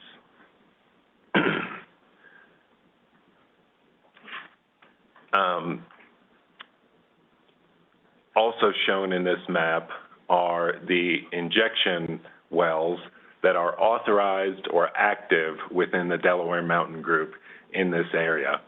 These wells are annotated by their API number as well as their authorized daily injection volumes. As you can see, there are 4 active and new DMG wells in the general area with permitted volumes of 5,000 to 35,000 barrels per day.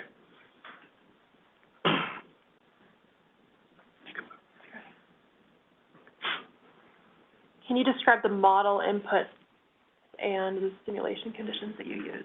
Yeah, so in assessing fault slip probability and induced seismicity risk, we utilize the Stanford Center for Triggered or Induced and Triggered Seismicities fault slip potential model. This model first uses input parameters that describe local stress, faults in the area, fault geometries, and their orientation to determine how much of a pressure increase at the center of these features would be required to induce motion. In general, the features that have been identified in the area of the Salt Creek AGI well are nearly vertical to steeply dipping features that generally strike northwest to southeast.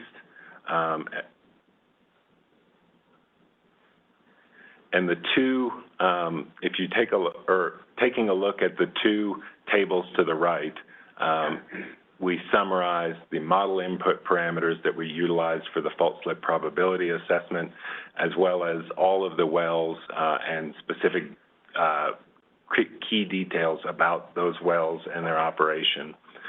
In our simulations, to assure the results of those simulations are conservative, all of the wells were simulated assuming they would inject at their maximum daily rate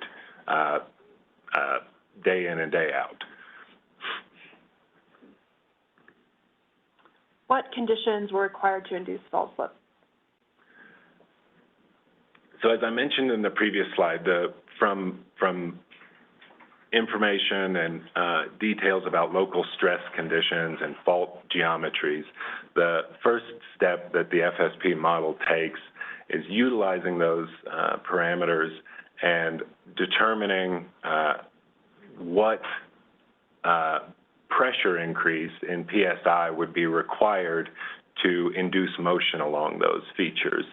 And as shown in this table, or for the Salt Creek AGI well induced seismicity assessment, this table shows those model calculated pressures for the 6 fault segments in the project area. These subsurface features, and maybe it's, subsurface features in this area or striking northwest are not aligned with directions of maximum horizontal stress. And so it makes sense that these pressures are in the, as you can see, ranging from 1960 PSI upwards of 2350 PSI. The segment 5, as shown in the previous map, exhibits the lowest pore pressure increase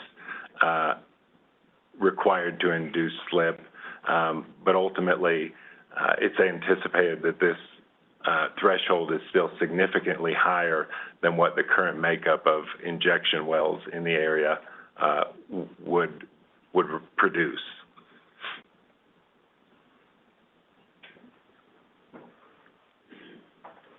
Can you talk about the simulation results?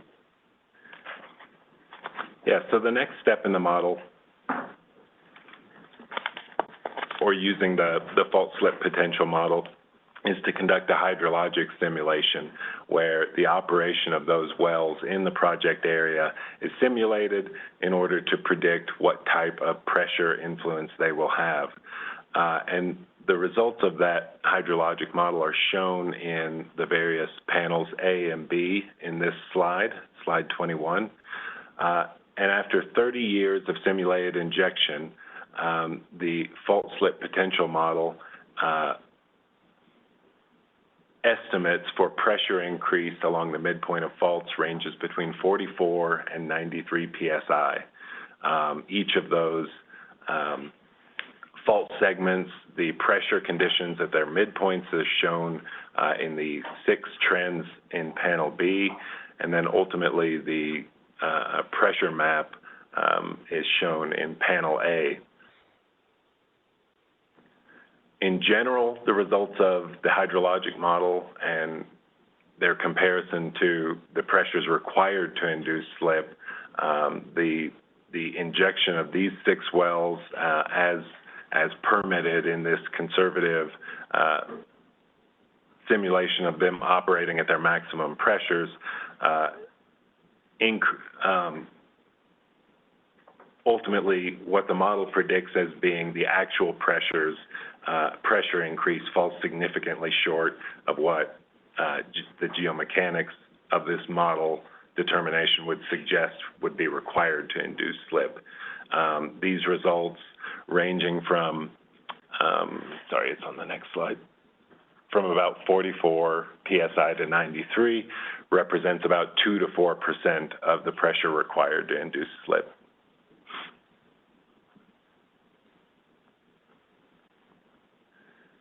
And so in this slide, we see another view of the results. We see these in panel A, the models predicted fault slip probability because of the minimal amount of increase that the model predicts along each fault and the significantly higher increase, pore pressure increases required to induce slip. Naturally, the model predicts 0 probability for the 6 fault segments that were modeled. In panel B to the right, we see kind of an aerial view that summarizes the location of the 2 faults represented by 6 fault segments. The models, the FSP model's prediction of pressure increase following injection by these SWD and AGI wells, and then the location of those wells in map view. And just to summarize that, the results of this slide and the prior slide, the model under these conditions and for these features which have been identified does not predict any probability of slip for the injection scenario simulated, and it is anticipated that operation of Salt Creek's AGI #1 well as proposed does not represent an increased risk for injection-induced seismic events. That's slide 23. Can you describe the relationship of the AGI #1 to seismic events and response areas? That's correct. And here we take kind of the results of those, making sure we have an understanding that those results are reasonable. So kind of the next appropriate step is to look into the area with respect to historic seismic events, and also with respect to the division's seismic response areas, which have been defined based on areas of significant or increased seismic activity. So in the map, we show the location of the AGI #1 well in section 26 South, or in Township 26 South, Range 36 East, kind of towards the base of that map. The NMOCD's induced seismicity response areas are shown by the gray polygons, circular polygons. So we can see that the Salt Creek AGI facility and wells are located at a pretty significant distance from those areas in which seismic events have been of concern, and response protocols are expected in response to qualifying seismic events. Additionally, we have plotted on this map the United States Geological Survey records of earthquakes from 1973 to the present.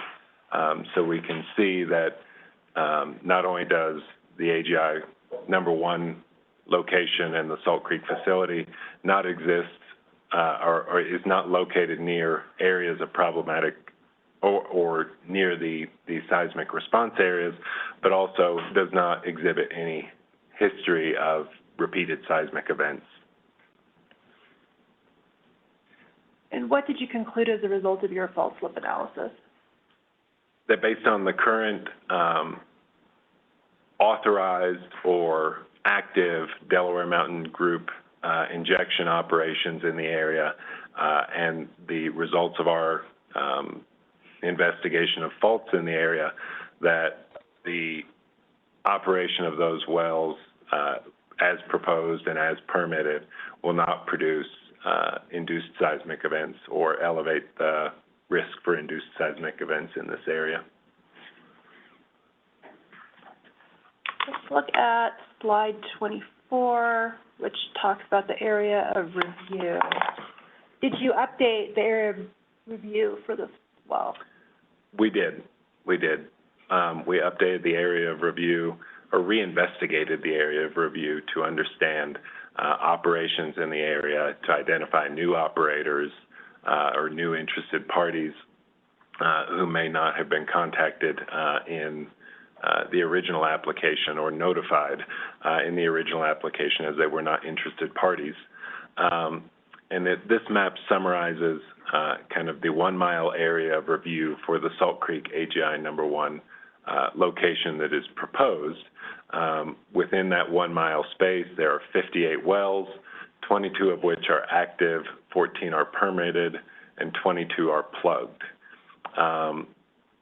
This area is generally characterized new production by Bone Springs and Wolfcamp plays, which underlie the approved Delaware Mountain Group injection zone.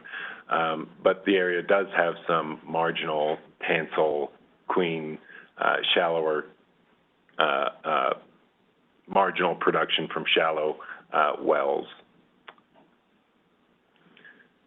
Within the area of review and shown by the red arrows on the map, there are 7 wells that penetrate the Delaware Mountain Group. And looking at the map key there, you'll see that many of these that are denoted by the red arrows are Bone Springs or Wolfcamp production underlying the Delaware Mountain Group.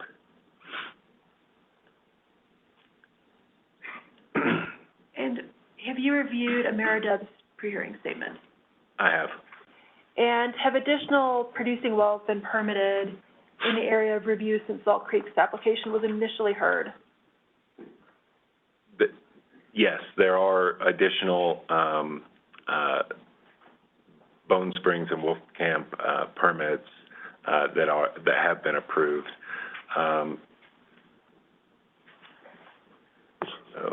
I can't point to them.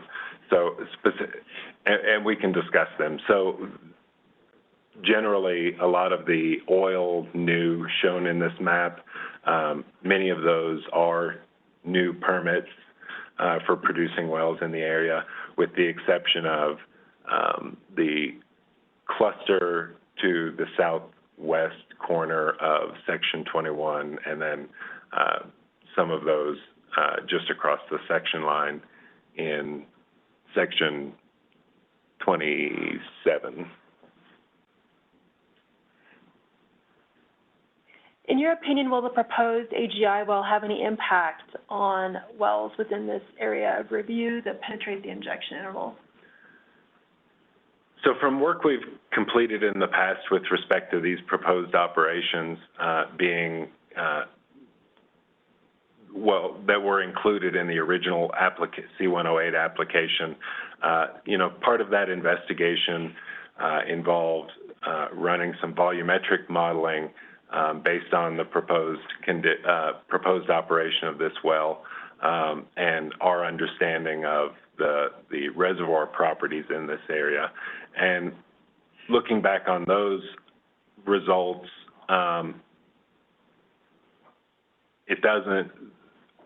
those results are not indicative of the AGI plume interacting or encountering the vertical portions of the wellbores of these underlying Bone Springs and Wolfcamp producers. Additionally, the Commission's prior requirements to transition this to a redundant well will also minimize the amount of volume that goes into this well. And so when combined with the original results for 30 years of operation of this well, not encountering adjacent well bores, combined with the fact that a second redundant Devonian well will be, or a second Devonian well will be installed, and the transition of this operation to a redundant, I don't believe that it poses any risk. And has Salt Creek agreed to comply with OCD's permit conditions? Yes, with respect to their proposed permit conditions in this case, yes, absolutely. And will those permit conditions also help ensure that there is not a detrimental impact to surrounding wells? They will. Can you also respond to Ameredev's concerns regarding the Capitan Reef? Yes, and so, again, one of the original conditions of approval for this well required that a significant amount, no less than 500 feet of vertical separation be maintained between the top injection perforation in the well and the base of the Capitan Reef or reef equivalent strata.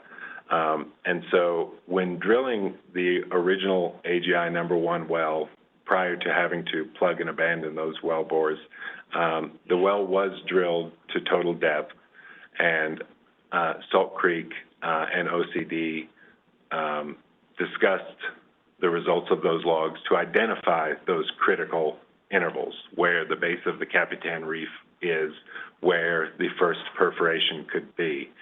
And so we think that those conditions of approval will maintain protection of the Capitan Reef, as well as intervals of low porosity, low permeability that we observed in the lower section of the Capitan Reef, which we believe characterize or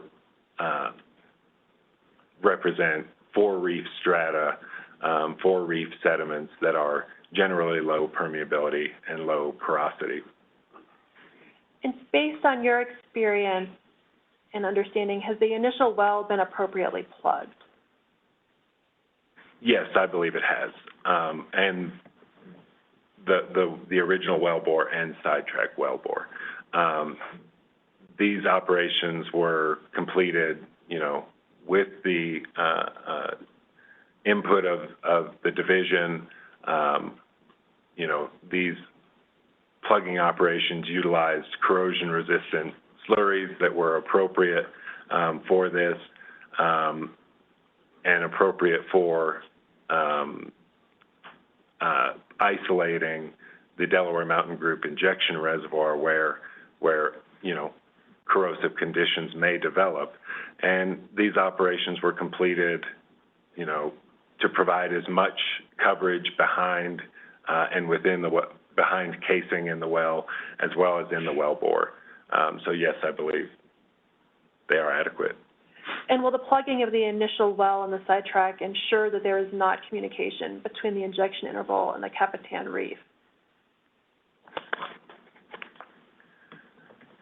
from those wells? Yes. Yeah.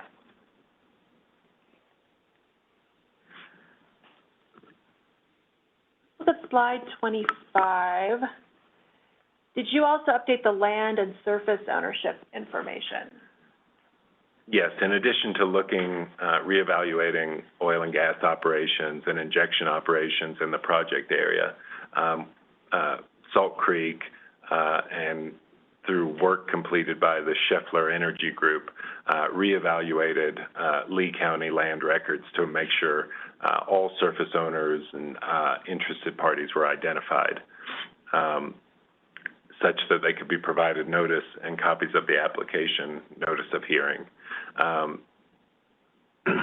In the map, we show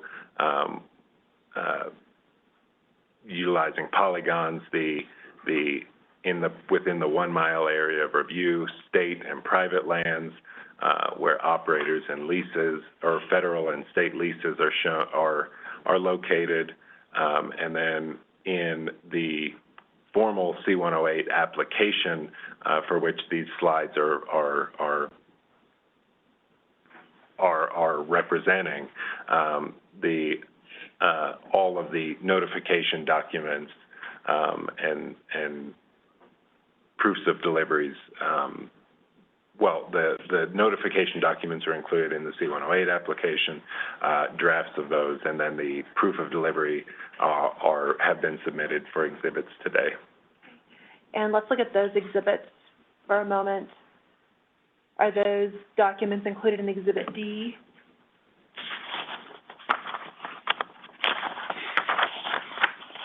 Yes, they are. And does Exhibit D include the notice exhibits for both of these cases?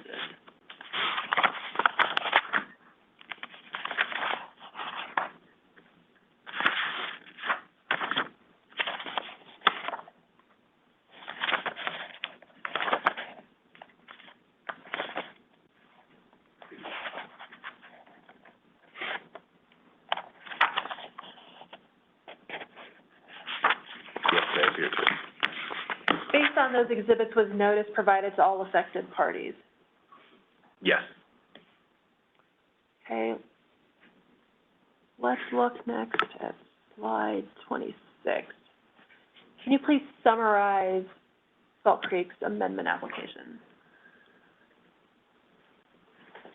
Yeah, so the amendment application, or despite challenges in drilling AGI number 1, Salt Creek maintains that utilization of an AGI well to dispose of their waste acid gases remains the best handling method, or remains the best solution for their facility.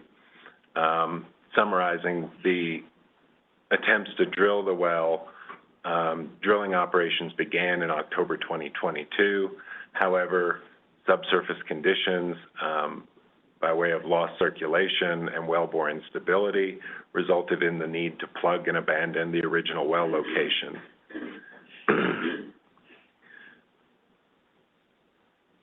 Subsequently, these conditions persisted in attempts to sidetrack the wellbore, and ultimately resulted in the need to plug and abandon totally that surface location. To address these subsurface issues and ensure Salt Creek can successfully drill the AGI number 1 well, we are proposing utilization of 2 additional casing strings to physically isolate those wellbore instability intervals, as well as the lost circulation zones. This change, by providing physical isolation of these intervals, allowing one problem at a time to be handled, will significantly improve Salt Creek's ability to drill this well successfully. As we do need to maintain appropriate distance from the plugged well, we also Salt Creek proposes to relocate the AGI well to a new location about 120 feet to the southeast, where it will remain centralized to related acid gas injection operations like compression, process units, and minimize flowing of high pressure acid gas across the facility.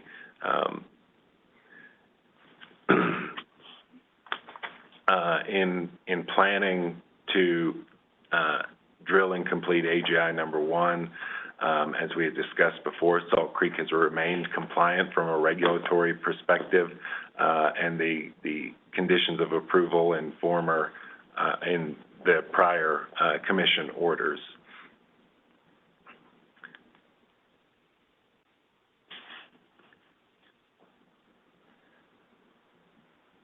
As we discussed in the previous slides, Salt Creek has also reevaluated the AGI well area of review with respect to the amended surface location.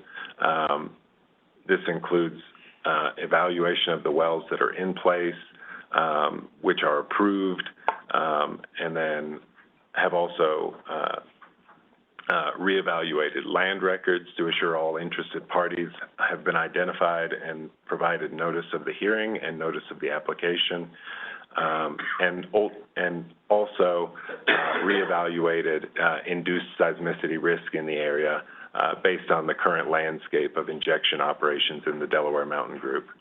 These the results of these additional induced seismicity assessments confirm the findings of the original application, in that the faults and subsurface features in this area do not pose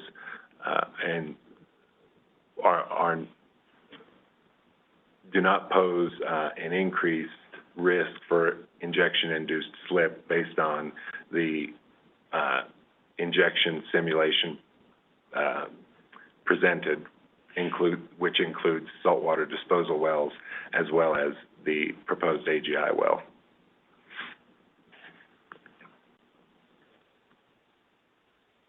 Slide 28, can you please summarize Salt Creek's request of the commission? Yeah, and so Salt Creek specifically requests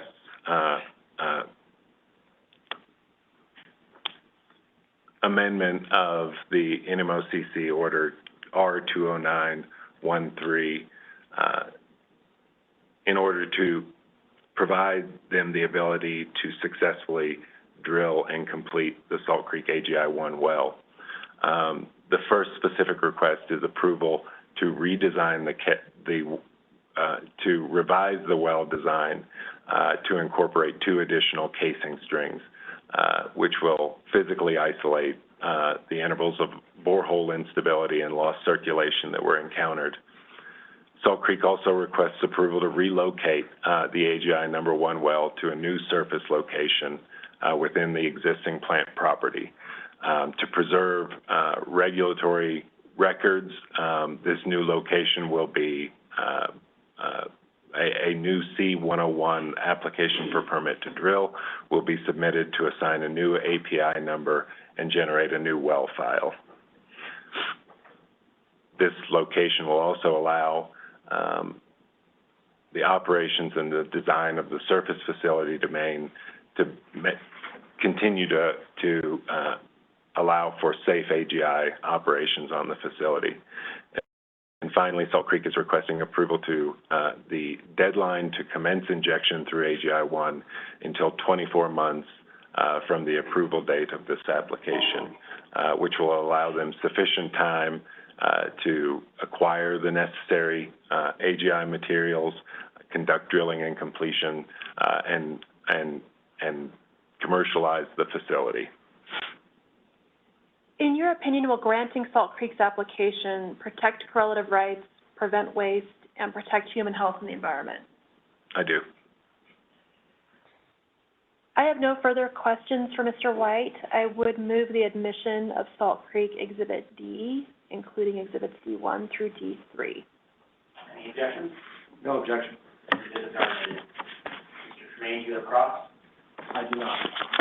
Ms. Bennett, witness goes to an area. Mr. Subman, do you have any questions for the witness? No, I do not.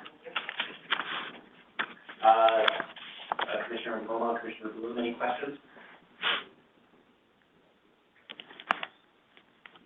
Mr. Chair, no questions at this time. Okay, yeah, I do have multiple.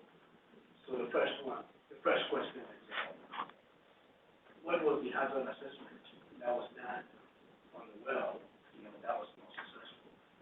The surface hazard assessment that was done. I'm sorry, I can't hear Dr. Ampoma again. I'm so sorry, Mr. Chair. Just look at it like there. Okay. Is it better? I'm not feeling well, so. That sounds good. Yeah, just keep talking loudly. Thank you, Dr. Ampoma. So I'm more concerned, about, let's say, drilling the new location successful, right? So the question is, what hazard assessment has been done, to make sure that issue did not really happen again? Well, I mean, with respect to drilling the well, there was really only the opportunity to drill or to collect through-bit geophysical logs and the mud log.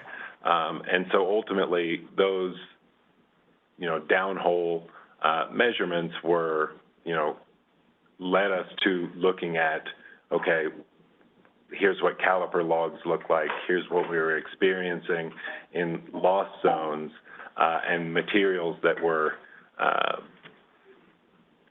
becoming problematic and packing off the drill string from above. So the geophysical logs and ultimately drilling the well and the conditions experienced is, have resulted in the decision to isolate those through casing.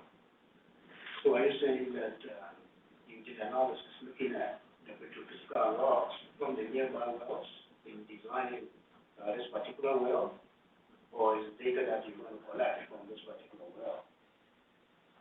I didn't catch that. I'm sorry, say again? When I talk about the hazard assessment, I mean, did you look at the existing wells in that area and then look at the rocks that are available to actually perform more like something like well stability analysis to see what should be the moderate, what should be, how should we do this well to avoid, let's say, the same problems that you had in the well that you just blocked? Well,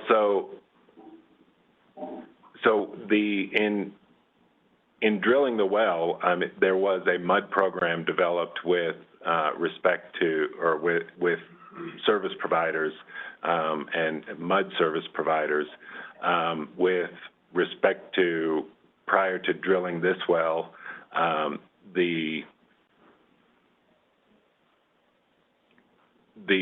wells were certainly evaluated with respect to those penetrating the Delaware Mountain Group. But ultimately,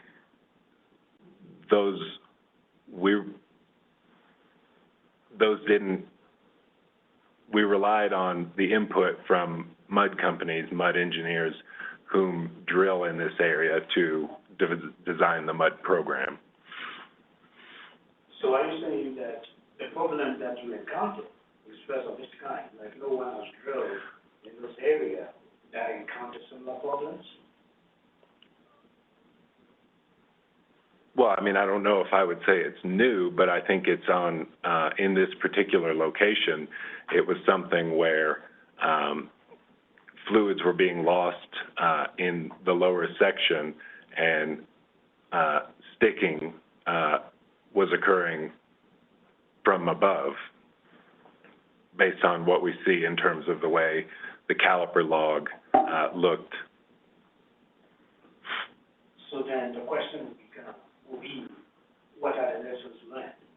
So what lessons did we learn from this particular well in such a way that the new one that you're going to drill, because like 120 feet, I don't see how you're going to really drill this well successfully if you are not able to deal to really understand what really went on this line.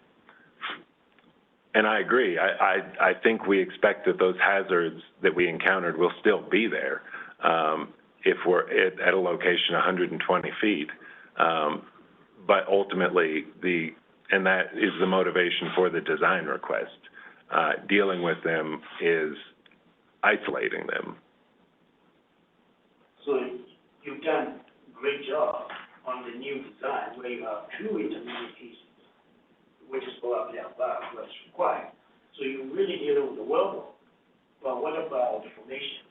Do you feel that application is really a good place, like where we can successfully store acid gas without any compromise on the cap rock or rest of the formation?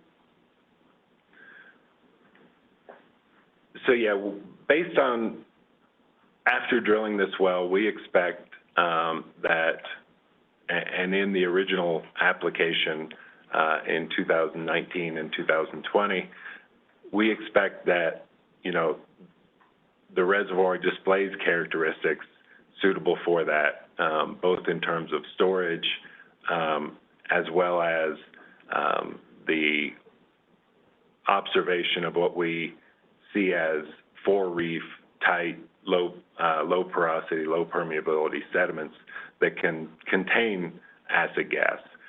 The hazardous intervals that we encountered overlie those sections in the Rustler Formation, where we saw washout, wellbore instability, and the interval of the Capitan Reef.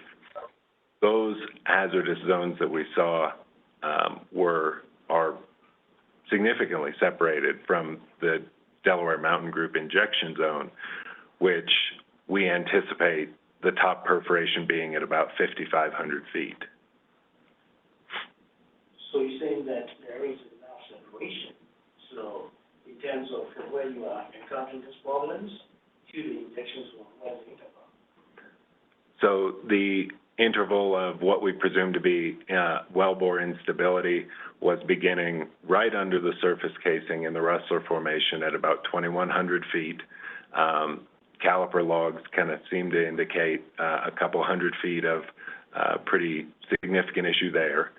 The base of the Capitan Reef with that we identified and NMOCD UIC staff, actually let me back up. We identified and OCD concurred that the base of the Capitan Reef sediments were at 5,008 feet. Both OCD, Salt Creek, and GeoLex agreed that the top perf would be no shallower than 5,580. So there is, we see separation, that is what OCD and GeoLex and Salt Creek agree the separation should be, and that we also see at the base of the Capitan Reef that being characterized by low permeability, low porosity for reef. So that seems significant separation suitable for containment. So then that means that you've done the analysis to be really confident that even though we have these problems in the shallower sessions, we still have a containment, and then also we put carport to prevent the gas from more or less migrating irrespective of all the problems that have been encountered drilling the well. With the separation we see from wear losses and wellbore instability, where those, with the vertical separation we see, we believe it's appropriate. So let's talk a little bit more about the seismic. So you said you reviewed, so I just want to be clear on this. Did you review or interpret the seismic to get the faults? We viewed seismic survey data. But did not integrate. We interpreted faults from that viewing. So then let me ask you, what mechanism did you use in delineating these faults? Like what was the algorithm used in interpreting the faults? It was observed offset in seismic data. Can you clarify that? We were viewing seismic survey data, and in evaluating the area, observed visible offset in seismic. Was this also seen in some well logs?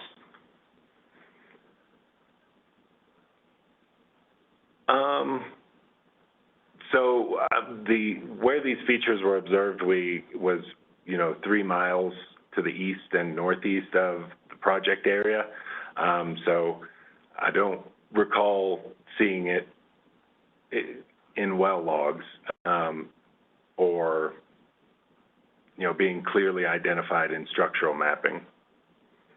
Let's talk a little bit about the fault slip analysis that you did. Looking at the input parameters that you utilized, what was the minimum horizontal stress that was utilized? So with the Stanford fault slip probability model, in lieu of inputting numeric horizontal stresses, you can also utilize the AFI parameter, which characterizes it, and the author or the developers of that slip potential model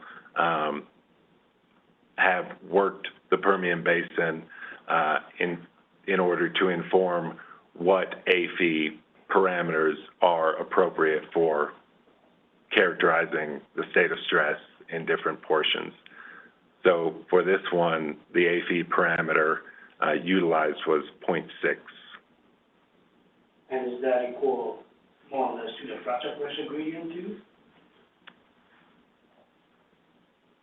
No. Or what would be the fracture pressure in this area? Well, I mean, it can vary. I mean, in the Delaware Mountain Group, it can be, I mean, pretty, we've seen it in wells we've drilled to the south be pretty high, and we've seen it in wells in which it's lower. Why was there no simulation done here, like numerical simulation, not the first simulation that you did, but actual numerical simulation, to look at the flow?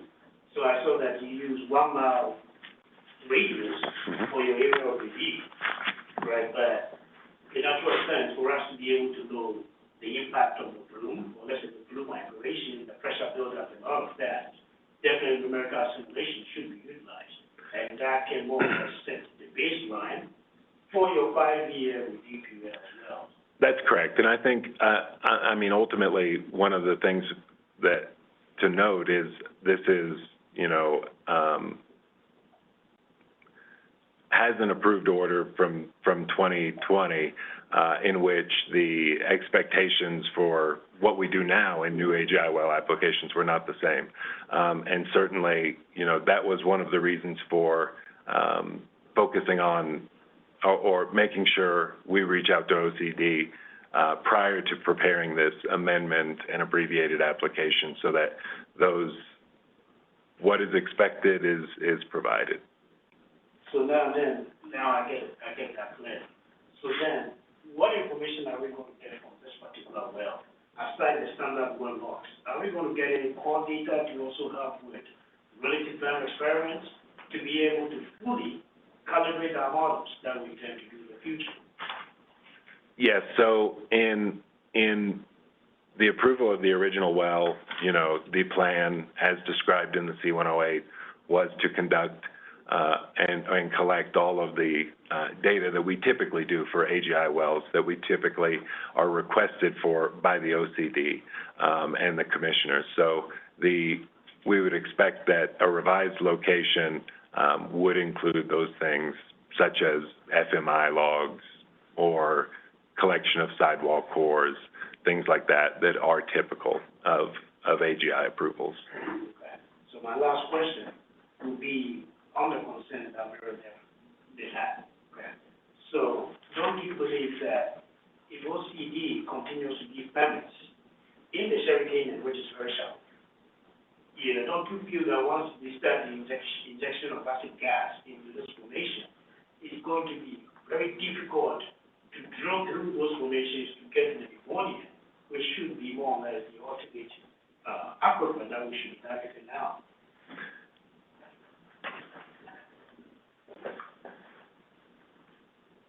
Well, certainly, I mean, certainly if production is going to be continued, or if production operations are going to continue to develop in this area, then yes, that is an issue.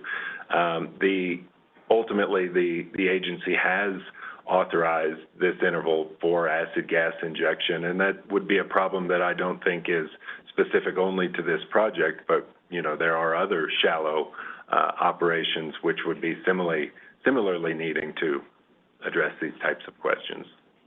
Thank you, Mr. Chairman. No questions from me, so, Mr. White, you are, excused. Thank you.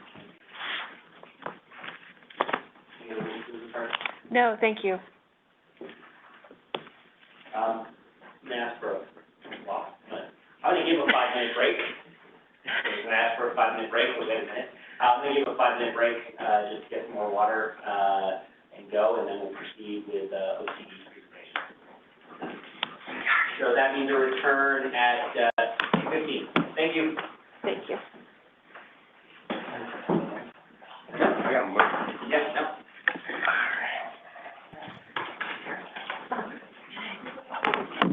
Give it.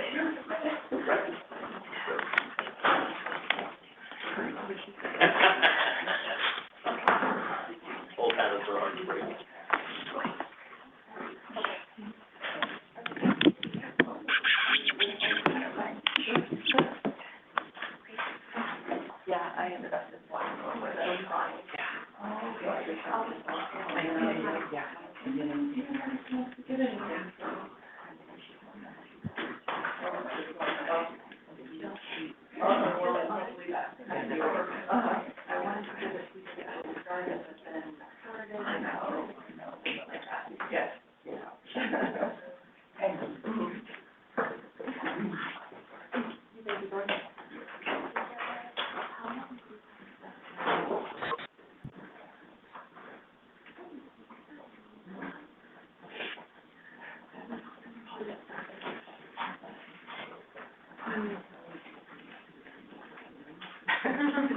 I didn't really understand the whole agenda, this morning. Yeah, yeah. I think that's what threw me off was that first thing. I was like, oh. Yeah. Say hi. Say hi.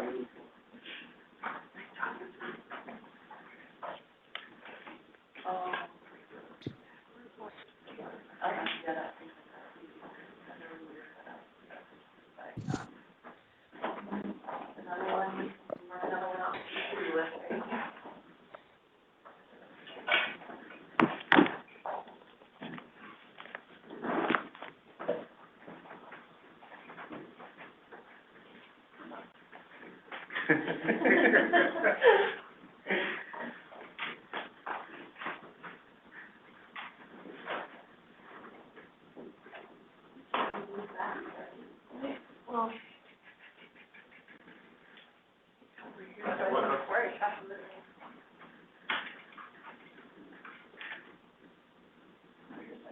Better.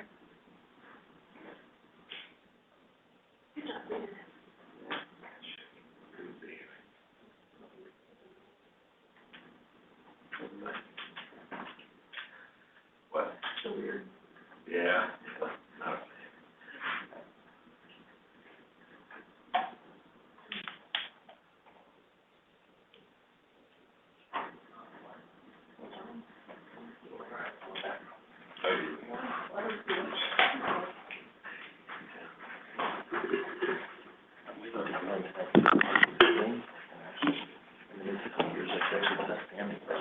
Oh, yeah, necessary. Yeah. Necessary. Just sitting to kill them. How long do you think you're We're in like 15 minutes. Okay. And then will they go into closed session to discuss or? No idea on that. Okay. Yeah, I know. Probably. Okay, yes, probably. It's more so, so I suspect. Okay, sounds good.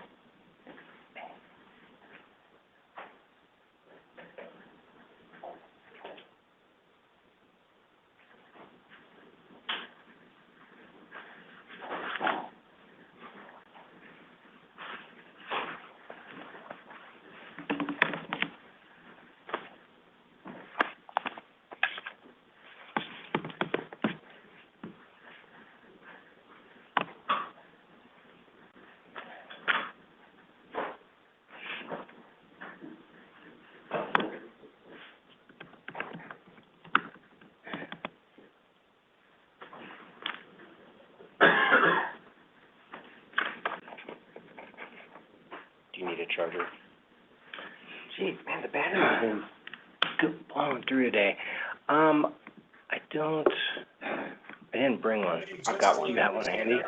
The mic is still hot in there. I don't know if that's a problem.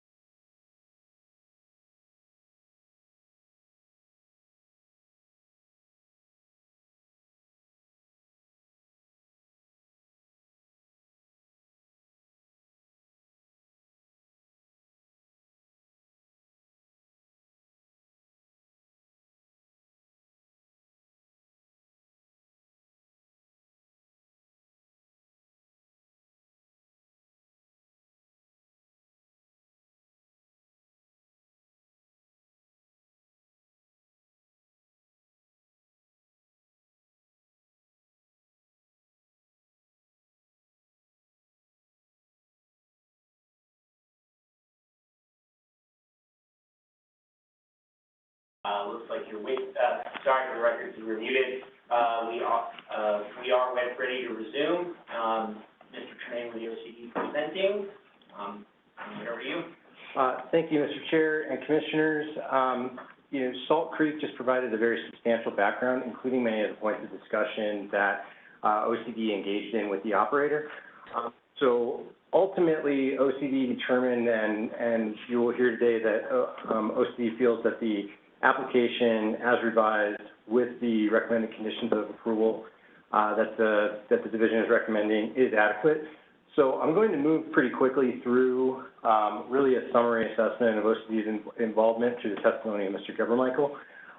But by all means, if there's any questions about that, I don't mean to imply this seems to be cursory. Just we're going to move through this pretty quickly and don't have any particular technical points which OCD is contesting. So I would call OCD's witness, Millian Gebermichael. Mr. Gebermichael was sworn in an earlier proceeding today. I'm not going to have the court reporter swear him in again. Thank you, Millian. Will you please state your name for the record? Millian Gebermichael. And remind the commission, where do you work? I work for the Energy, Minerals, and Natural Resource Department as a part of a group responsible for the oversight of the underground injection control program for the Oil Conservation Division. And what is your position title within that group? Petroleum Specialist Advanced in the Underground Injection Control Group. And could you please provide a brief summary of your job responsibilities? Yes, I review technical aspects of UIC permits, provide recommendations to district offices regarding UIC wells, and provide input and process design and rulemaking. And have you ever testified before the Oil Conservation Commission? Not until earlier today. And in that hearing earlier today, is it true that you were recognized as an expert in the fields of petroleum engineering and underground injection? Yes. And have you prepared a curriculum vitae for this, in preparation for this hearing? Yes, it's OCD Exhibit number 2. And again, for the record, could you just briefly summarize your... Mr. Tremaine, since he did testify earlier today, asking any objection, I'm going to recognize Mr. Gebermichael as an expert in petroleum engineering. No objection. Excellent, thank you. Thank you. Moving on, Mr. Gebermichael, have you reviewed Salt Creek's amended application? Yes. And when you are reviewing applications for injection, and in particular acid gas injection wells, can you please briefly outline for the commission what standard of review you apply when evaluating those applications? What things are you looking for?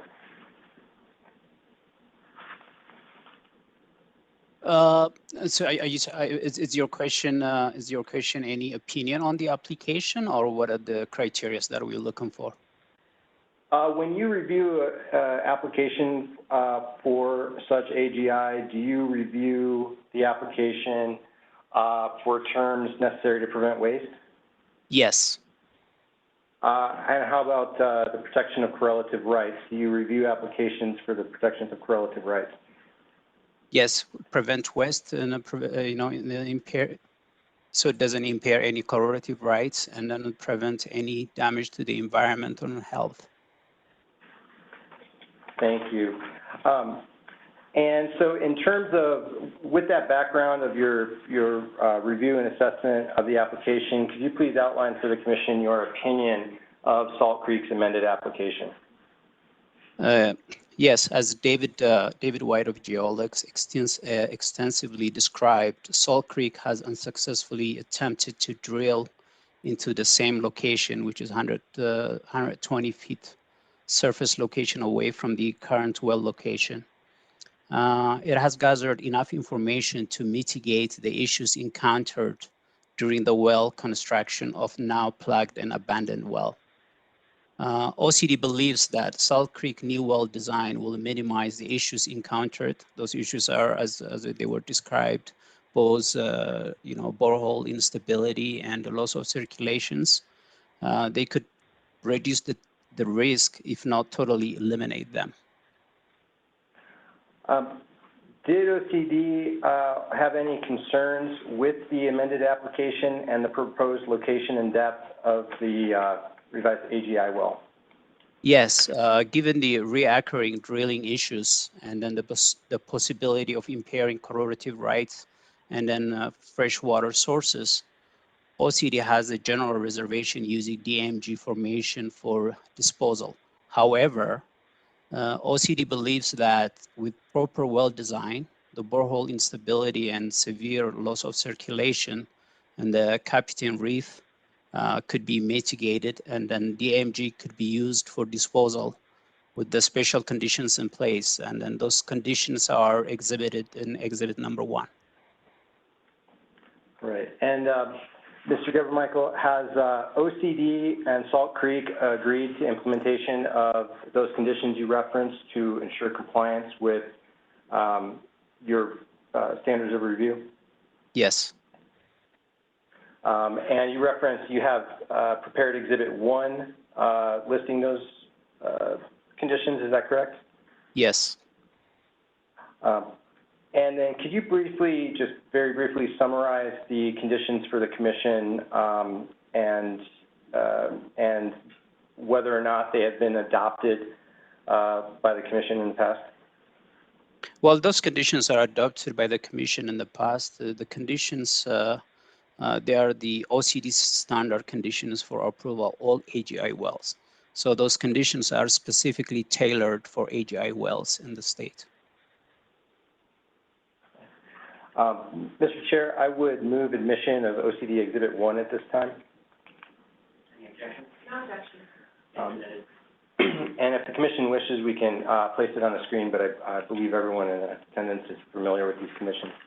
I do anticipate a question as to the manner in which conditions kind of move through the various orders. So if you will permit for a second, I'd like to note where the conditions have occurred in the order history.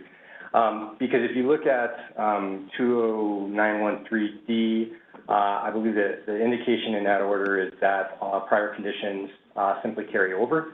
And if you look at the Exhibit 1, OCD Exhibit 1, you will note that those conditions actually exist in 20913C, beginning at order paragraph number 9. And so they're essentially listed in the previous order and imputed through that reference in 20913D. So OCD, in terms of the conditions, is really not asking for any substantive change. However, I would note that with the updated template here, there are some slight wording changes. So my recommendation would be, if the commission does accept these conditions and apply them, to simply reiterate from, as the commission determines is appropriate, from the exhibit with those recommended language changes, but there are not substantive changes from 20913C. So I hope that helps clarify that history. Mr. Gebermichael, my last question for you is that, in your opinion, will the conditions outlined in OCD Exhibit 1, in addition to Salt Creek's revised plan, provide adequate assurance that the proposed well will not cause waste or harm correlative rights, in addition to protecting public health and the environment, including underground sources of drinking water? Yes. Thank you. No further questions. Any cross? No, I don't have any questions. Commissioners, any questions for the OCD witness? Quick one. No, Mr. Chair. So I do have a quick one. I just want to ask, based on the lessons that learned from this particular well that has been blocked, will NMOCD consider more like a wellbore stability analysis to help reduce some of these risks in the future? Can you repeat the question? Can you hear me? Now I can hear you, sir. Okay, so I'm I'm just saying, my question is that, what the lessons that have been learned from the well that was just blocked by Salt Creek? I'm asking if NMOCD is going to consider a well bore stability analysis as part of some of these applications to reduce some of these risks in the future. Yes, we did have this discussion with Geolix, with Mr. David. When it comes to the DMG, you can only minimize the risks. You cannot totally eliminate them. But what we suggested is probably utilize the new technologies called the managed pressure drilling, MPD.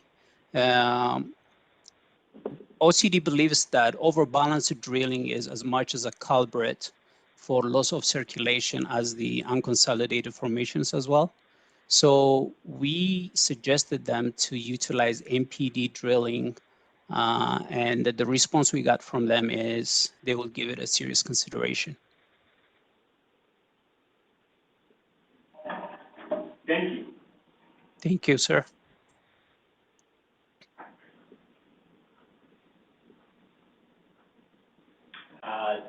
No questions from the chair. And after speaking with the Meredith Council, you have no affirmative evidence or witnesses to present, correct? That's correct. Okay. Talk again, my fellow commissioners, do we need to go into closed session to deliberate? Mr. Chair, I don't feel that we need a closed session to deliberate now. Yeah, and I do feel that this is just a carryover, from existing order. I guess it should be straightforward. Okay. So looking at the motion here, if I'm scratching it out, going back to the notes, and we're in case 23464, it's a motion for approval of an alternate design proposed by Salt Creek Midstream, and an amendment to 20913D, and an extension of the deadline to commence injection to a date 24 months from the date of the amended order, subject to the conditions proposed by OCD in their exhibit, Mr. Tremaine, exhibit 1. So I think there's a motion to make that approval, and then maybe just was all wrapped up in one as a result of that, if that's the motion, to deny the relief requested in 23294, because it's superseded by the 24 months in 23464. Can I get a motion? Mr. Chair, I so move. Mr. Chair, second. Seeing, and I approve the motion, so the motion carries. POCC will issue an order. OCC staff directed and it is directed to issue orders consistent with the commission's decision. Thank you, everyone. We have no pending litigation updates. Walking through the next item on the agenda. Any other business from either commissioner? None from the chair. No, Mr. Chair. Our next meeting will be June 8th.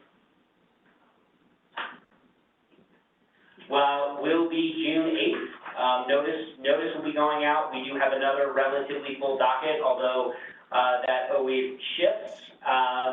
And it will be in the same location, same setup, same format, but maybe with some lessons learned about EAD. Appreciate everyone's patience with us working through it. And with that, I adjourn the meeting. Thank you.